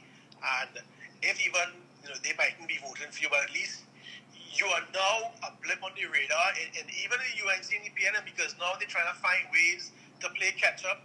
And I know you had said, well, yeah, TIFA policies, I don't care. And now you're saying, well, look, the TIFA policies, but at least if even the TIFA policies and they implement it, that's still good. And that's the thing. That's the thing, though. They need to go. The UNC and the PNM, they need to go. But it takes a certain lack of character to have had government for 5 years and not do the things that you're promising to do if you get a next 5 years. Because what happened at the time before, and did you not know these things before? And that's my position. Exactly. And you cannot vote somebody who has no integrity. I don't mind people telling me they don't like this about me and they don't like that about me. They're correct, they're entitled to their opinion. I know the one thing that people love about me is that I understand the problem and I understand the solutions. And they say that all the time. They say, brother, you speak and I get it. You speak and I understand how government works. A man wrote on one of the threads, he said, we get more from your live videos than we get from 5 years of secondary school. We've talked in this and we do our research and again, and it's not just me. We have a lot of good people. One of the founding members, Ian Griffith, he is somebody who regularly keeps me in the loop, calls me on the phone, he says, I just want to drop this for you, I just want to mention that to you. We have a lot of good people, and again, I had to say that the Progressive Empowerment Party is what it is because of its members. Exactly, and I think you all will do well in the election. Again, you mightn't see people coming out to your campaign trails and to your campaign meetings when they actually we've seen a lot, but, and I want to tell you, do we have somebody else trying to call in? You think I'll take this one here now? Yeah, okay, well, it was nice again talking to you. Thanks very much, though. Let's just give this other person a call, too. Thanks. Okay, bye. Hello, good evening, you're live. Just now. And stand by. Sorry, stand by. Hello, good evening, you're live. Yeah, good night, sir. Good night. I'm a young Trinidadian. You're a young Trinidadian with an old man voice, though. With an old man voice. Anybody ever tell you that before? No, well, I'm an old man voice. Anyway, continue. Sorry about that. Yeah, well, I'm 34, so, you know. Well, that seems right. You know, I consider myself a leader and as a young man encouraging a lot of young people. But I want to know what is the difference between you, Rowley, and Kamala. The reason for asking that is because Kamala, the election that she won, that was the first time she been the Prime Minister of Trinidad and Tobago, right? And after that, she lost the election, and then Rowley. So, and then Rowley was the first Prime Minister of Trinidad and Tobago, and then. You mean that was the first time he was Prime Minister? That's what you meant? Well, the first time he was Prime Minister. Sorry. Yes. No. I saw the mistake now. I didn't want it to stay. Huh? No, I just wanted to clarify that. Yes. Both of them was first time being the Prime Minister. Well, I want to tell you something. Both of them have been in Parliament for a long time. And it was failure with them. And, they didn't get a chance to have a second, this PLN didn't get, it isn't the election in Israel yet. The DC will get a second chance. But, Kamala, the first time she's been elected, failed the country. Rowley, I actually voted for Rowley, right? And that was the first time I ever voted in my 34 years on this earth. So I just want to know, what is the difference between you? If you come into power, if I and other young people, is to vote you and you is to come in power, what makes you different from these two other, Well, I I absolutely understand the question. You're staying on the phone for the answer, you're listening to the show, and I answer on the show. What do you prefer? You can always call back in if you want to get any further clarity. You want me to just answer you to the live now, or you want to stay on the line? Yeah, I would like you to answer me now. Yeah. Okay. Yeah. Okay. So, it's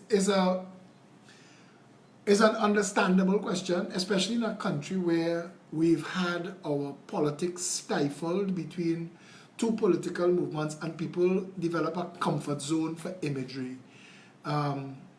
So something new comes along, and that's why I've pushed so hard, because I've pushed this hard to create mindshare. Mindshare is something in marketing. We learn mindshare is, if I tell you, think of 3 brands of soap powder. If I tell you, think of 3 brands of soft drink. Think of 3 brands of sneaker. Think of 3 brands of car. So if you tell me Ford, Honda, Nissan, you tell me Coke, Sprite, LLB, you say Breeze, Squeezy, Jif, those brands that you're calling actually occupy a space in your mind called mindshare, and it's a type of marketing and promotion that you have to do, so that when you tell people, think of a political leader, I want them to be able to think Phillip Edward Alexander. So it is why I work harder than all of the other political leaders put together, especially all of the political leaders of aspiring parties who are not the established PNM and the UNC, none of the other political leaders, and you could put all of them together, and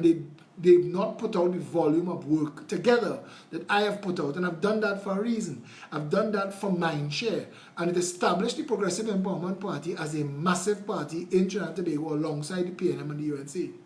But we created a show called Plain Talk, and we bring all the other politicians from all the other parties on Plain Talk, and we go out of our way to give them so much of an expression space. People walk away from those shows saying, you know, I didn't know that person was so good or that person was so intelligent.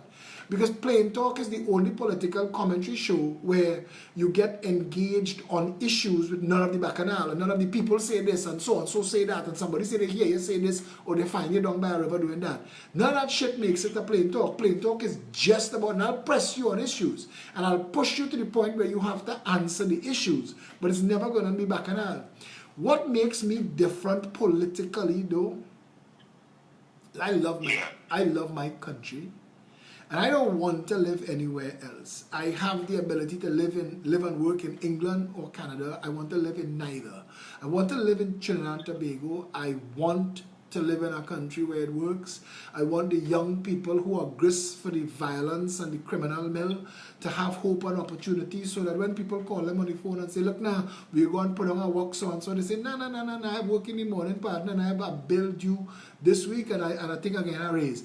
I want people to be able, I want people to be able to say, you know, I remember where I was 5 years ago. I remember this country was. I like when people tell me, I remember where this country was politically before the PEP came out. They was just arguing about nastiness in the parliament. Now everybody talking policy, everybody talking ideas. You all have forced people to come out and speak about issues.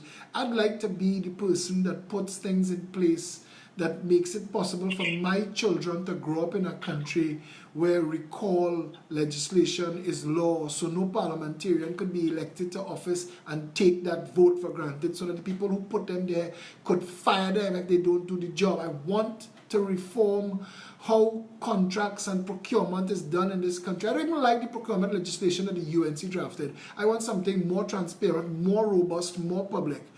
I want to be the man that goes after the $3 trillion that was stolen from this country and bring it back and prosecute those who did the theft. I want to be the person that they say, you know what, that man promised us water, boy, and that man give us water, that everybody in the country have water 24/7. I've said 2 things. I would like people to throw away the tank and their pumps and cut out their wrought iron and fling that away as well. I want a country where we can leave our door open, our key in our car, and nobody interfering with nothing. You can leave your laptop on a desk and go to a restaurant and come back and nobody touching it. There are countries in the world where that is fact and that is normal. So why can't it be fact and normal for us? I love my country. I want a better Trinidad and Tobago.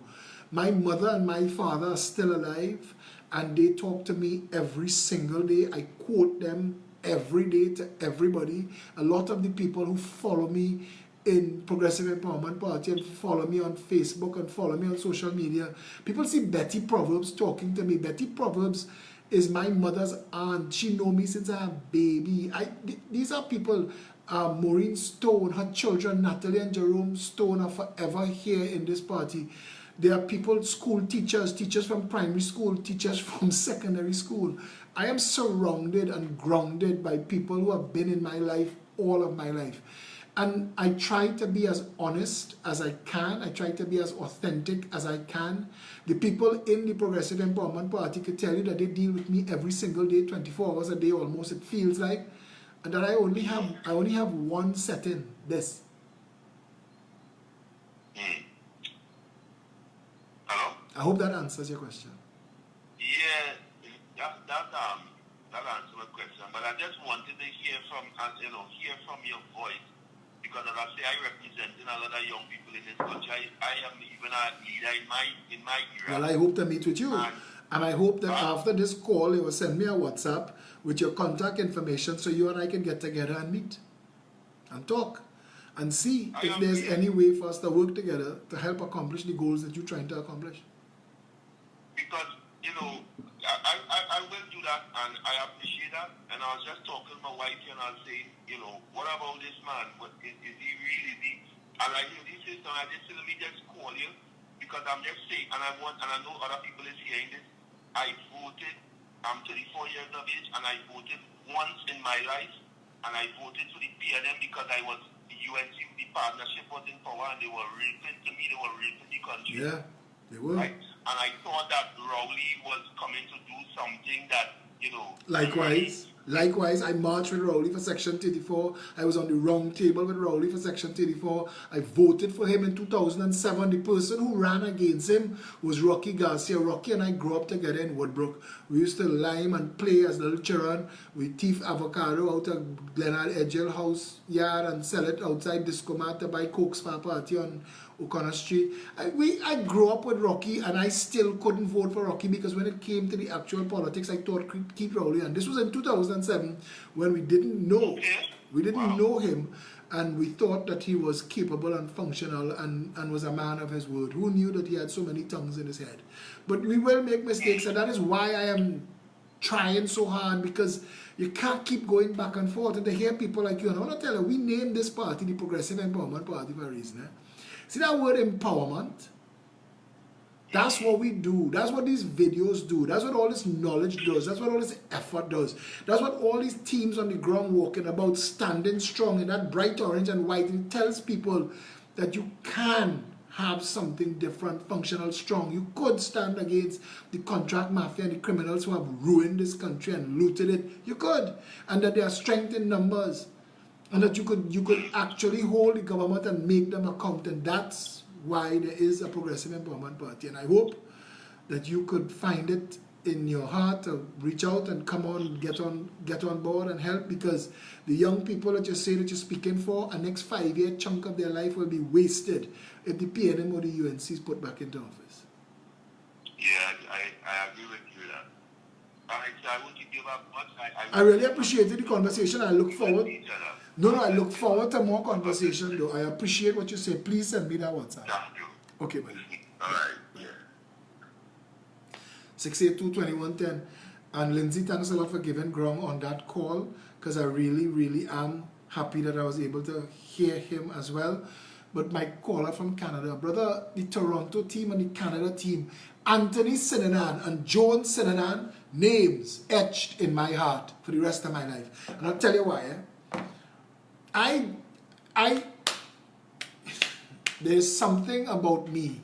I have an overdeveloped norm of reciprocity. That is a region of your brain that has to do with justice. I tell people already, if I lose $500, it will hurt me.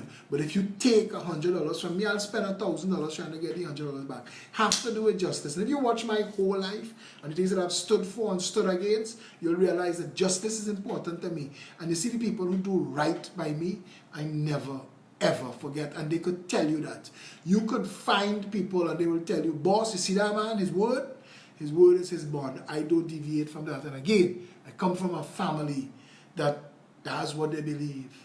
That's what they brought us up believing. I don't come out here to sell myself. I come out here to sell progressive policies that empower and free people. And even when people tell me, boy, change your tone and change your style, come on. A fellow who was in this party, who lead the party because he say, it's my style he can handle. The only time, ironically, that he ever got any kind of numbers close to what he was chasing was when he lost his cool one day and sounded a little bit like me and got numbers. And then I wanted to say to him, irony, but sometimes the best thing that you could do is say nothing at all. Nothing at all. Good night. What is the best approach for Trinidadians with regards to Black Lives Matter? That is a very tough question, because one country in this world have an opportunity to show that everybody could live together in harmony, and it's Trinidad and Tobago. That looking for ways to divide us, looking for ways to isolate a community, and that's one of the things I had a real problem with, and I never let him get away with it, Peter George Sr., when he said we are the smallest community but we're the most powerful, and they boast about what they have and what they do. From the time you isolate yourself and take yourself out and express yourself at the expense of everybody else, you don't fail already. Also, will you ever consider joining with another party to ensure we win this election? Now, I want to tell you there are no absolutes in life, but on the landscape, there are very few people that are in politics, who've been in politics, that I would ever consider doing business with or politics with, but I am one voice in a team. It must be illegal to use state money for advertising, indeed. Question from me. Will you name Julie Mango the official fruit of the Republic of Trinidad and Tobago from tonight? Hadassah Charles McLeod, it is my first decree, and I am not yet in a position to make a decree, but tonight I decree that Julie Mango is the official fruit of Trinidad and Tobago. Consider that done.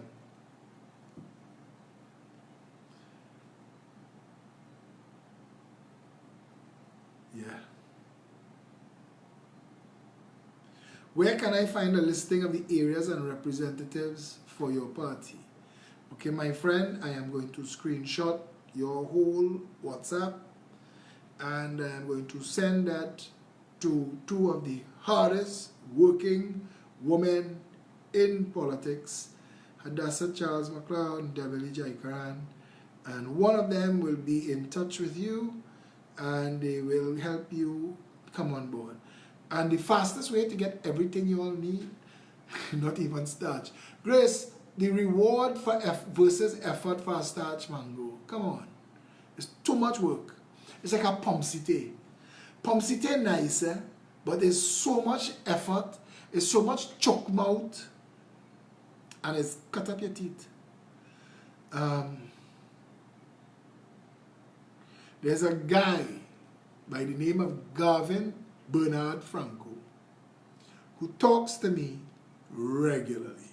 He is one of the longest conversations, but it's really a one-sided conversation, because he just talks to me and he gives me a lot of guidance and a lot of advice, like David Anganon. And there was another guy who was calling in regularly, but he's get drunk and call, and I had to block him, because you can't get drunk and get emotional and call me with your problems, because I can't deal with everybody. But anyway, come back to Gavin Bernard Franco. The reason this video tonight is called Something to Believe In is that his guidance and his advice, and I want to tell you, he's always been spot on, and he's been answering y'all while y'all asking questions. So, he said the answer is, you understand that the primary responsibility of government is the welfare of the people. That's the absolute truth. Only the Progressive Empowerment Party has ever taken the time to define what a government's job is. And the government is by the people. He looking to know you're looking out for him indeed. He wants assurance that you're not another thief. Indeed. Well, let me tell you this. Even though I can't drive all of the fancy brands, I drive a van. It's a nice van. And even though I can't afford to be wearing jewelry, I own none. And anytime you ever see Phillip Alexander in any kind of brand shirt or clothes, is because my son Joshua, who is a stylist and a real zesser, he is now and then, he is buy things for me and give me. But other than that, I mean, this is what you'll see. This is my brand. Bassa. And I know some of you will trip over all yourself when I say that, especially the Man U crew, like my son Joshua, who gave me a Man U shirt for Christmas with my name on it, which was hilarious, and I've never worn it. But I'm going to one of these days. Glenn Robinson wants Seedbox Man to contact him, and he's put a number. So Seedbox, call Glenn Robinson. P, did the dog bite leave a mark? It did. It certainly did. When I used to go and play football in the savannah with some real talented players, but I used to wear my Barca shirt all the time. And you know, when you're playing football with strangers, you develop a relationship and a friendship with people who you've never been formally introduced to. So everybody is small man, tall man, fat boy, red man. My name was Barca. Bad man don't support Man U. Indeed. Indeed. Manchester United all the way. See? They just come out from nowhere. You just say Man U, and they just come out and find you. Seedbox, right? Good.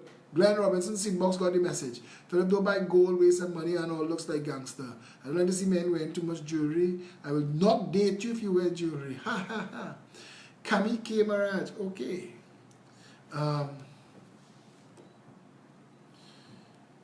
Barca run things. Play, you know. The best year for football ever was Thierry Henry, Ronaldinho, and Samuel Eto'o, Iniesta.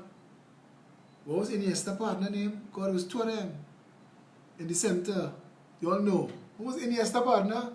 And this was when Messi was now coming out. And this is when Messi first couple games, the world had no meet Lionel Messi. And that year, Tommy Smith, Xavi, thank you, Kerry, Xavi and Iniesta in the center. That year, Tommy Smith referred to Barca as Murderers Row. I used to say, you imagine, you walk out, anyway, this is not about Iniesta partner Xavi. Imagine you walk out on a field as a footballer and watch that. Ronaldinho, my favorite footballer of all times. He was everything. Arsenal for life. Neil Ragunanan, I agree with you. Arsenal set a record that no other team will ever beat. They could only match it. Arsenal is the only team ever in a Premier League to have lost not one match. Cristiano Ronaldo is very talented. He's probably even more talented than Messi. Messi have more close ball control.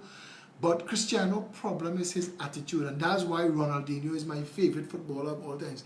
I watch people do that man all kind of wickedness, because when you're talented like Ronaldinho, the most they can do is kick you off the ball. And he would just get up there smiling, normal boy. Smiling, normal, Ronaldinho. But there was a match once where Chelsea was playing Barca. And Pele was good, but Ronaldinho was a more all-round player.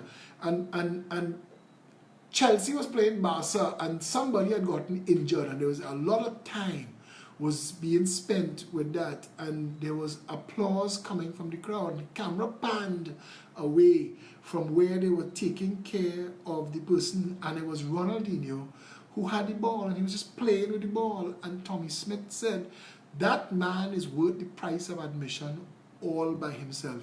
With his big teeth. Yes, Ronaldinho wasn't the best looking man in the world. Go and see the woman who married him from Brazil now. So watch. And Ronaldinho mother, I mean, he played in Trinidad, you know. Ronaldinho was in Trinidad in the Under-17 World Cup that we had here, and I didn't know that. He wasn't known as Ronaldinho then. You know, he has get a name. And they call him Ronaldinho because when he was up and coming, they was calling him Little Ronaldo, when Brazilian Ronaldo was the biggest thing in world football. I used to spend a lot of time. Josh and I, our TV was for football. And you couldn't disturb us. Everybody, all the neighbors used to end up in our house for Champions League and all that thing. What about Messi? Messi's brilliant. Those of us who were alive in the time of the Ronaldo-Messi conflict, that is probably the best time to have been alive in football. Dana say he have 2 wives, even better. Pele can't make TNT. Boy, you know things, man. No, Barca. Barca all the way, but I used to follow 3 teams. I used to follow Barcelona, AC Milan, and Arsenal. And if ever the 2 out of those 3 end up playing, I was happy. Because it's like no dog in the fight. What about Rooney? Rooney, I never really was, but I was never a Man U fan. I mean, Rooney had his skills. And I think the biggest thing that Man U gave the world was Sir Alex Ferguson. And Sir Alex Ferguson changed the way football was done. And the man was clever, and he was cunning, and he was vile. And people who don't like Man U hated Sir Alex Ferguson. I remember a game where Barca was going to play Man U, and they were in a hotel, and the alarm went off, the fire alarm went off in the hotel at 2 o'clock, and they didn't get back into the room before 4, and they were all exhausted next morning.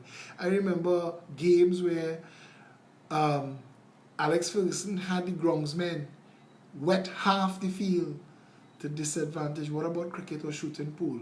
Pool was my thing. Ask Mets. Me and Mets used to play all fours. Victoria Brown, who on the thread right now, ask him. We used to shoot pool and play all fours till morning.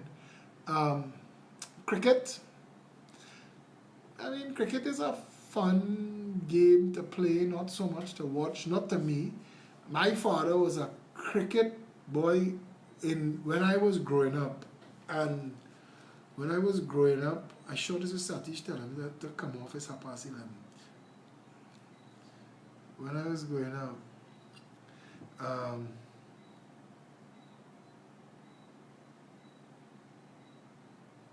yes, now.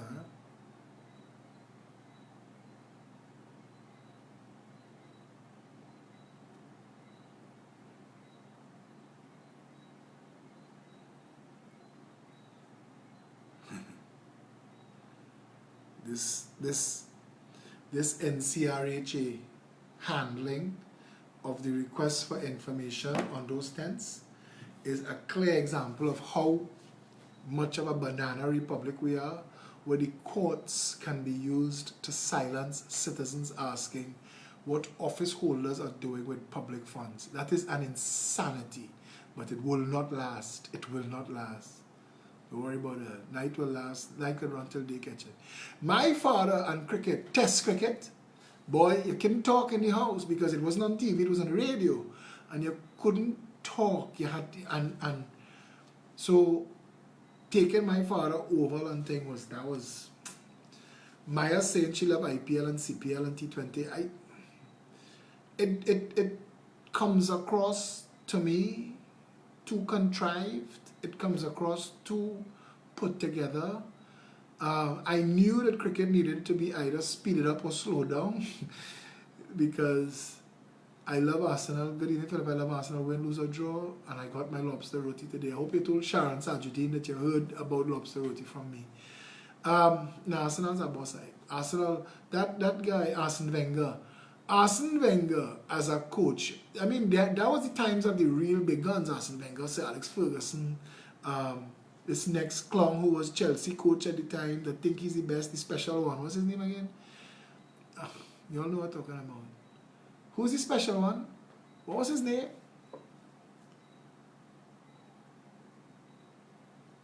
Barca coach was a Barca player. Ballhead. He was good too. He was the last, his last year was Murderer's Row. And you know the best team Barcelona ever put out? The best team they ever put out was that year, and they didn't win. And they did not win. Jose Mourinho. That was the time. But I was telling about Arsene Wenger. And I had said, there was a time Arsenal put out a team and somebody commented that there was not one English player on the field for a match. And I thought that was stupid because Barca, most of their players trained at the Catalan camp, and they would buy players, but you would never find a game. I don't know what it's like now, because I don't have the time now, but then you would never find a game where more than half of the team come from somewhere other than Barcelona. Lionel Messi was brought to Barcelona when he was a little boy and trained together with Kirkic. Remember Kirkic? He was the next one with so much potential. And the Dos Santos brothers, Giovanni Dos Santos, who was promised as the next Ronaldinho. He had some good skills himself, but he wasn't Ronaldinho. And Giovanni Dos Santos, Kirkic, and Messi came out at the same time, but Messi is the only one that went on to become a global phenomenon. Yeah. But I wish I had the time to play, to watch football. AC Milan, big side. And I used to watch AC Milan when Kaka and Zhevenko, what was his name? The Russian. Zhevenko. You all know what I'm talking about. He was the striker. And they had sold him to some English club. Somebody gonna remind me just now. But he and Kaka was the strength of the AC Milan team. Kami came around talking one set of nonsense on the thread. Anyway, Friday Night Live is usually a Friday Night Lime, and again we haven't done it for a long time, and it's always fun and it's always enjoyable. Andrei Shevchenko, that was my boy. Couldn't remember his name. Look how much letters they have in that name. Yeah, he's Ukrainian. But Dos Santos was promising. Yes, Giovanni was very, very promising. But there are a lot of people who never live up to their hype. So we need Trinity ball players to make it out there.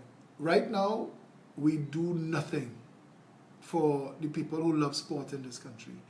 And you're not going to get Trinity ball players out there until we develop sport to the point where you all know AC Milan and Inter Milan have been sharing our stadium for decades. So why we can't have all the teams in the North play in one team and all the teams in Central play in one stadium and all the teams from South play in another stadium? And why we can't have a Trinidad League, a real Trinidad League where there are 41 constituencies, so Diego Martin West could have a team, and you could buy a franchise, and you could buy players and pay your players and set up your team, and you're using a stadium. You have to do a live on football. We're talking football now. But imagine if you could pick up your children Sunday after lunch and Diego Martin playing Orapuch in the National Stadium. Imagine, you from Diego Martin, and you going to support your side. And the Orapuch people come up the road with their colors, and they come to support their team. Imagine that. We couldn't even do that. We build all those stadiums for fete, and for car show, and for stupidness. We can't even do something as simple as that. Yeah?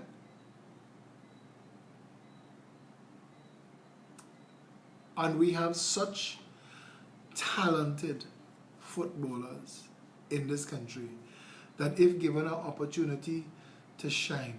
You know, I am sure I am one of the few people who never really bought into the Zinedine Zidane hype. I mean, he had some talent, but I never found him to be that massive thing. But there are a lot of good French players, a lot of good French players. This boy who playing for Egypt, I watch him in the World Cup, talented player. There's a black guy, French, I think he's French, a next real talented player. France puts out some fantastic teams. I've always been a supporter of France, but my team has forever been Argentina. Since Mario Kempes and then and Maradona, and Argentina is a fantastic side that is destroyed by its lack of real, I don't know what it is about Argentina's politics that affects its sports and damage it. Mbappe, yes, that guy have talent. Was the Egyptian guy name? He's an ex-talented fella. What about Latapi? Of course, Latapi, York. Even Stern John was a very. Stern John just needed to keep down his weight. My 4-year-old nephew is like a man. Let me see a football. I don't get it. Watch me. Bella. I take Bella in the savannah with a football. There's a football in my car at any one time. She's going to kick ball. I have videos of Bella kicking ball. My son is a sweatologist inside Youth Center down in King George V Park. Them always kicking ball. Maradona was a boss. Salah. Yes. Salah. Yes, he's a boss too. We're getting messages here.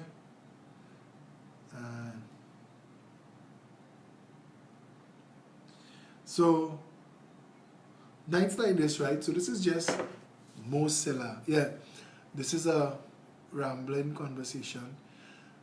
Those of you who like football, Eusebio before Ronaldo. Yes.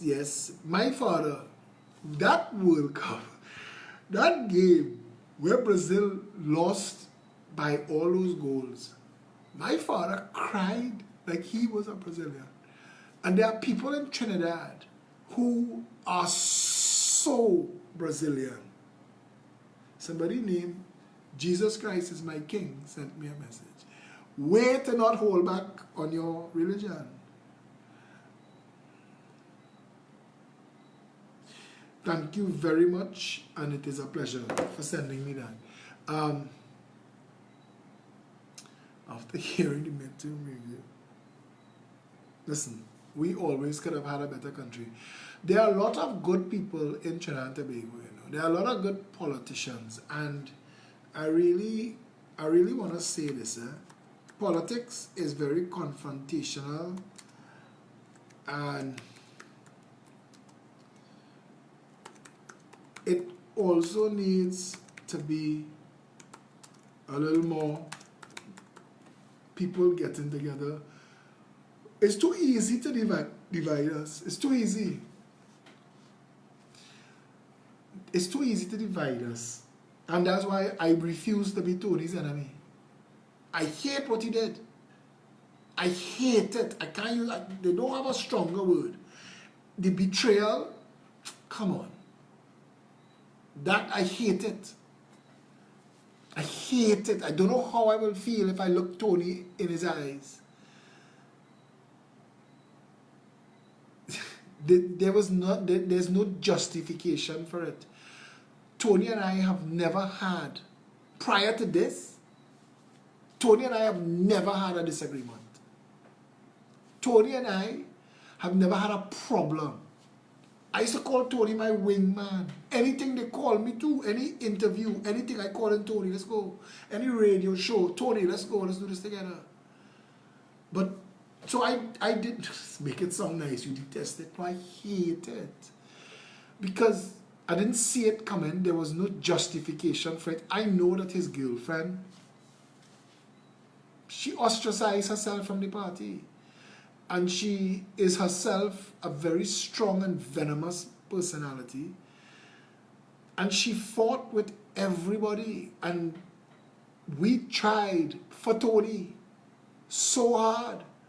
I mean, they put out information. They put out a recording of me vexed on the phone with Tony.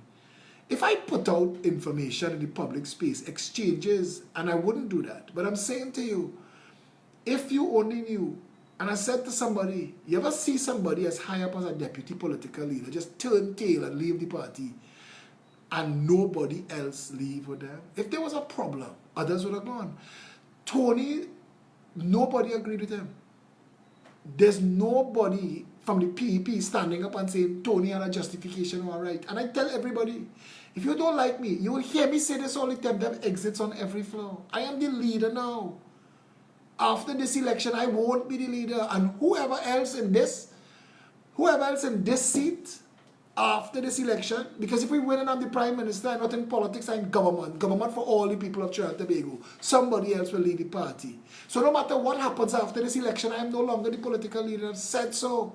And somebody else will be in this seat. And they will get to set the tone that they want to set. But I know the war that I fight in. And I know the beasts and the demons that I am up against. So you don't have to like me. This was never about personalities. This was never about loving me and making a relationship or a friendship with me.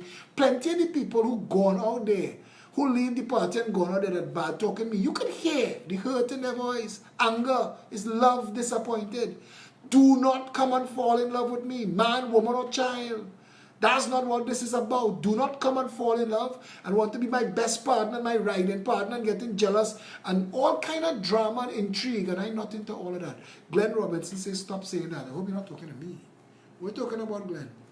No, but the truth is, and the truth is, truth can't lie. Truth can't lie. Anthony Defoe, if he have a shred of integrity, he will tell you this. He and I have never had a disagreement. Not one. Not a bad word between us. I considered Tony a friend. That's why I was so hurt. That's why I was so angry. That's why it was so easy for them to trap me and record me talking on the phone. That's all right, no problem. You play a worse play and you fail. And this whatever it is this girl have on him, and I don't know what it is, she set out to break him free of this party, and she succeeded. And she's taken him to a UNC that has no use or place for Anthony Defoe. If he lucky, I'm not saying he is, if he lucky, they put him in a PNM seat to run for elections. But he ain't even getting that. He's not getting screened. They want nothing from him. They buy him, and I'm sure it's a payoff, but I could be wrong. But nothing else adds up. Nothing else makes sense. And I dropped that and let it go. I told everybody in PEP, stop fighting back. Stop it. Let her run her run. She will run out. At some point, he will see her for what she is. I believe that. And I don't want to get into these kind of conversations. But I want you all to know this. There is no animosity. There was no animosity. But I hate what he did. And I never expected a betrayal like that from Anthony Defoe. I'd have put my neck on a block for that man. I have.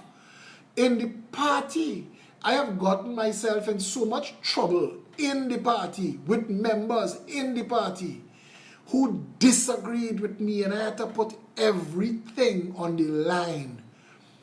There was a time 6 months ago when Tony was supposed to be fired because his girlfriend was using his Facebook accounts. Imagine you have a deputy political leader and you can't have him in your leadership conversation threads because his girlfriend, who is angry with other people in the PEP, fighting and taking screenshots from confidential conversations and sharing it in public.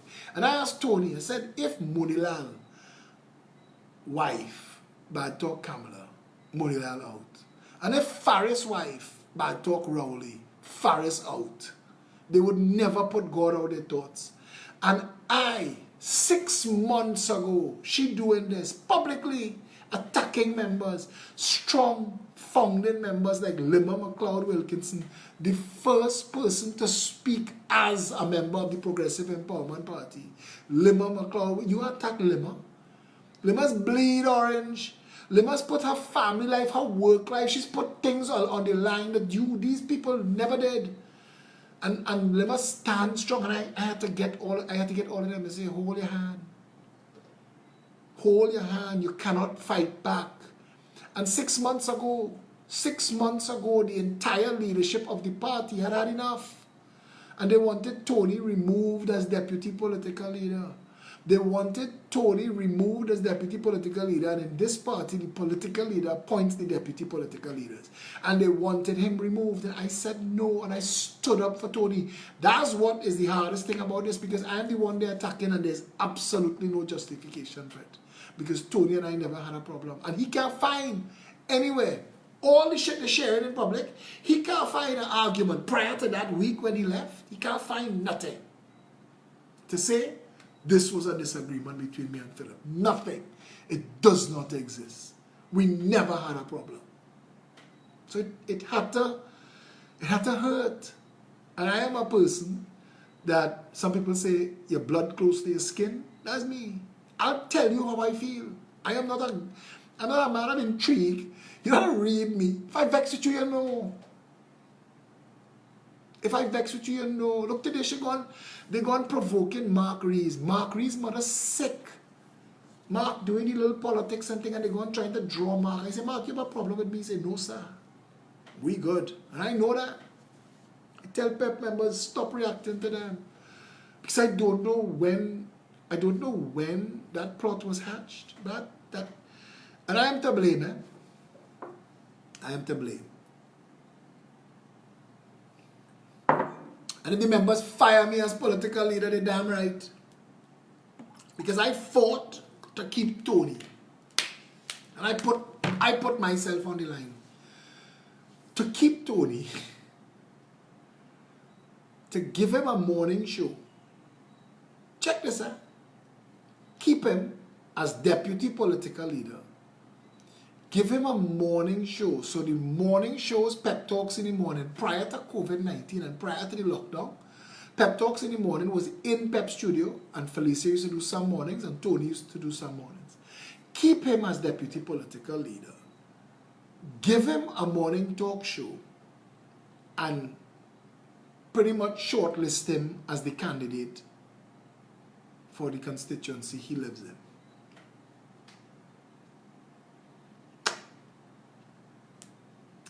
To find her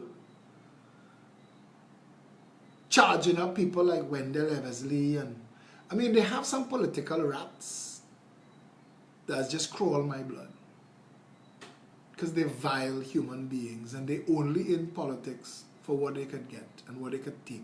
They have no loyalty to nothing. They have no integrity. They have no value to anything in this country. They are literal noisemakers. And to see her and them in a conversation pushing ahead, like who is better to lead the party, Phillip or Tony. And that got me angry. Because not only can he not do it, but that's not the point. The distraction and the drama it was going to cause in the party, because the members were getting upset and they were sending me stuff, and I just said, nah, that's it, I'm going to burn it down. I brought the gas and I brought the matches. And I burned it down. And I forced them. And for days, Tony was messaging me and begging me to fire him as deputy political leader because I know they wanted that. I read the play and I saw what was coming. That this was a clear case of a buyout. A clear case of a buyout. So I said, no, I'm not firing you. And they did all that they had to do. And then one day he resigned, and the next day he on a UNC show with Brian Stone. Brian Stone. The UNC don't even acknowledge Brian Stone. They just laugh at Brian Stone. He's a nothing in the UNC. He all over Trinidad telling people he's do this for the UNC and that for the UNC, and he's talked to the lady and she appointed him. All kind of bullshit. None of it is true. And that's the show that Tony went on. So both Stone and Tony. But Charmaine, he was getting a seat to fight. So now, you know what? Everything in this world happens for a reason. But I do not hate Tony. Somebody told me today, this boy from Trinity Posse, he said, you mustn't let people make you hate them. That's too much energy. I agree. But And I want to be as open and as clear as this as possible. Because I let it pass and I said nothing. I mean, you know me, my version of nothing. Every now and then I might swipe at you, snipe at you. But I'm not burning nobody down. And I could burn him down. I could burn him all the way down.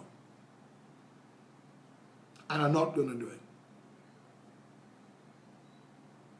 And at some point, all of us have to look in the mirror. Tony's not a young man.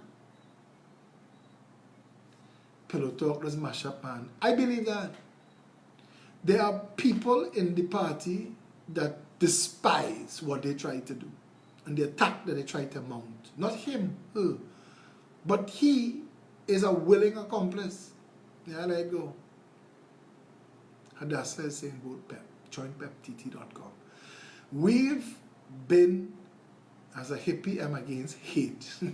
All right, Nigel. We've been on a mission to inform, educate, and empower. Along the way, we've had learning opportunities. We've made mistakes. I have made mistakes. I've been accommodating, I've been trusting, I've been open.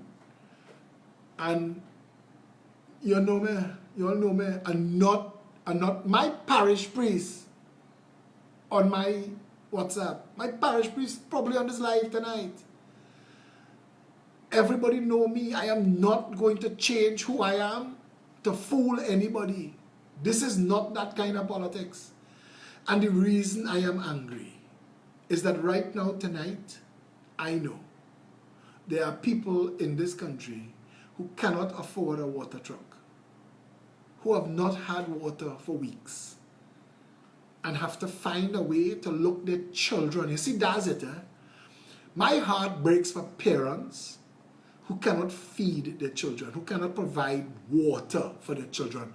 Because I've had my share of nothing in my life. I've come from humble circumstances, and I've lost in life, and I've had to look into my son's eye. Joshua turned 10. We celebrate his birthday with $5. Went Kappa Drugs and buy 2 small Cokes and bubble gum.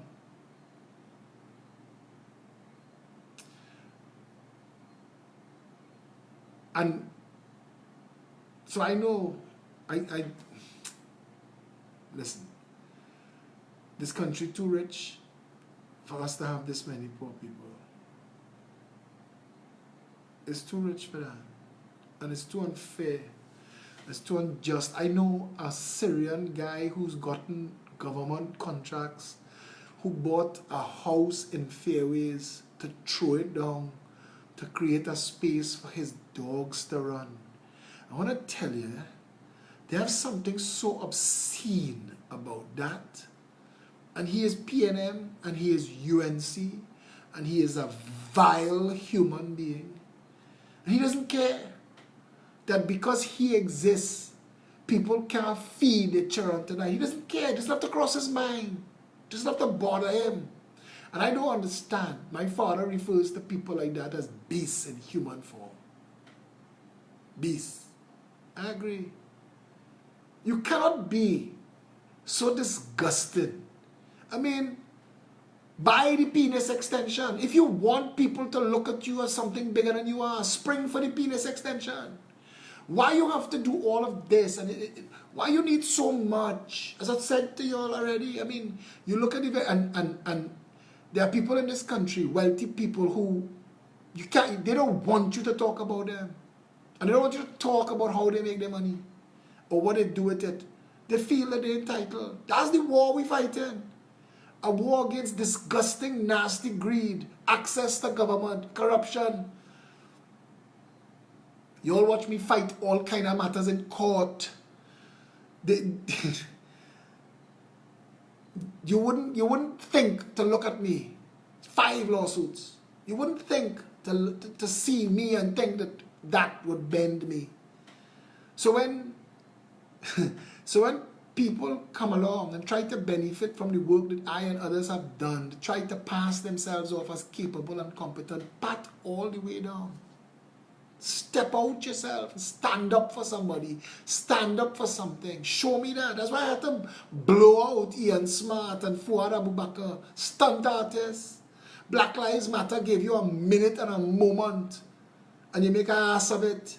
You try to ramp up Trinbagonians to go and fight with black police. I watch a picture of a white woman in Trinidad holding up a sign that says Black Lives Matter to 10 black police officers. And I wanted to know if she didn't know the ass she looking like.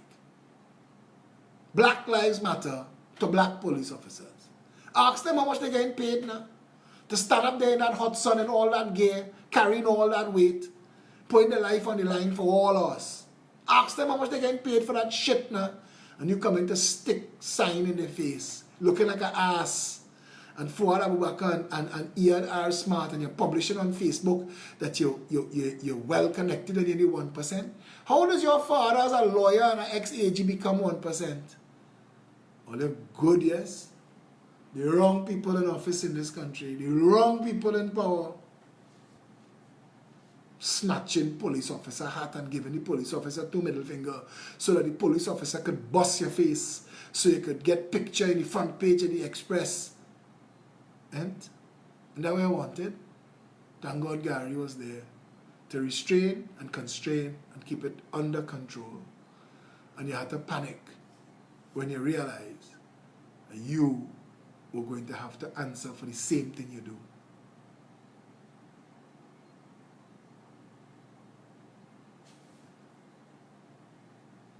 There are a couple of good politicians outside here that I don't mind working with.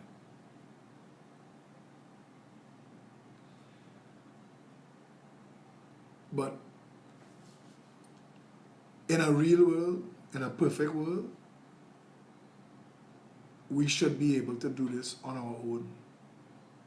The Progressive Empowerment Party has a list of 63 people from which, right now, to choose 41 candidates.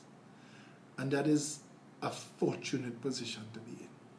We have more candidate options than candidate positions. So we will be announcing candidates pretty soon. I want you to make your politics selfish. I want you to make your politics about your life. I want you to make your politics about your family and what they stand to win and what they stand to lose. I'll never forget Anthony. I get a call from Anthony Sabga house. His granddaughter-in-law called me to tell me they're having an event and nobody can get water. And I organized for them to get water. And I thought to myself, the wolf bites everybody. And it's only when, I remember when Vassan Bharat was in Tobago trying to get on a plane to come back, and the last flight leave without him. And the size of the tantrum he threw in that airport and buff up that poor clerk and post on Facebook, "This is why this country going to hell." The country going to hell because Vassan Bharat couldn't get on a flight. And the rest of the people who are accustomed to having to take that jam, sit down there and watch him make an ass of himself. And he was in government. And he sat in cabinet. And he didn't give a shit then about all of the families who have had to sit with their children on hard plastic chairs in that airport and spend a night. Because we can't even organize something as simple as a sea and an air bridge. This shit show of Trinidad and Tobago, that the PNM and the UNC, and all of these convenient stunt artists who've come to fatten their own pockets. Yes, some of them are good technocrats, but they still don't have decency and integrity and morality and character. They're just here to make themselves look fancy. Anyway, you make this about you. Make this about water. Make it about safety. Make it about access. Make it about the price of a car, and the price of a house, and the price of a job. Make it about 1 hour's work in Trinidad compared to the same hours work in America. And why 1 hour's work in Trinidad have to be 1/15th the value. And then the price of a car that coming from America have to be 30 times the price. So you're lost twice. And why is it so expensive to buy a house, a starter home in this country? How could the HDC have a lockdown on all the houses for the poor people and those houses starting at $1 million? What absolute madness, those houses that costing $100,000 to build in material and labor. It's just advantage and injustice for 58 years. And I've made sure to stand strong, to stand firm, and to be here constantly and to fight all those demons constantly so you know that you have a choice and that you have a real option. And anytime you think that it is me alone, anytime they tell you there's a one-man show, just come to a meeting. Just walk on the PEP page. Just look at the amount of them on this live video talking to you. Ask a question and see how many people answer you. The best of the best people are PEP people because they're doing this out of genuine, selfless love of country. Anyway, 3 minutes to midnight. We've been here a long time tonight, so don't even say that we didn't get a nice Friday night line. Any of you who are in the position to join the party, join as volunteers, reach out to Debbie Lee Jaikaran or Hadassah and tell them you're interested. You can message me and I'll forward it to them. Still them going to be talking to you. If you're not on the WhatsApp broadcast list and you would like to be, 682-2110, send me a WhatsApp to 682-2110 with your name. That's all it has to say. Charlie, Mary, Harry. Preferably send 2 names because we have plenty Charlies and Marys and Harrys already. So send your 2 names or the 2 names that you want us to refer to. They might be a real name. You could message me to 682-2110. You'll be added to the broadcast list. The broadcast. Glenn Robinson, I think that ship sailed for me and you a long time ago. But again, all the messages. And I wish I could have all of them. Phillip, you have all my family votes. Do not forget we have to meet. This is somebody that I have known for a large part of my life. When people talk to you like that, what's this?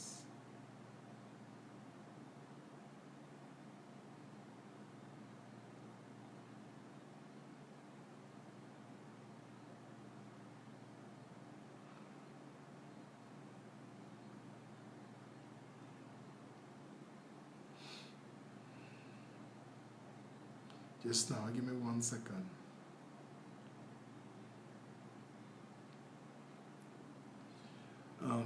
Jessica, you're messaging me while I'm on the live.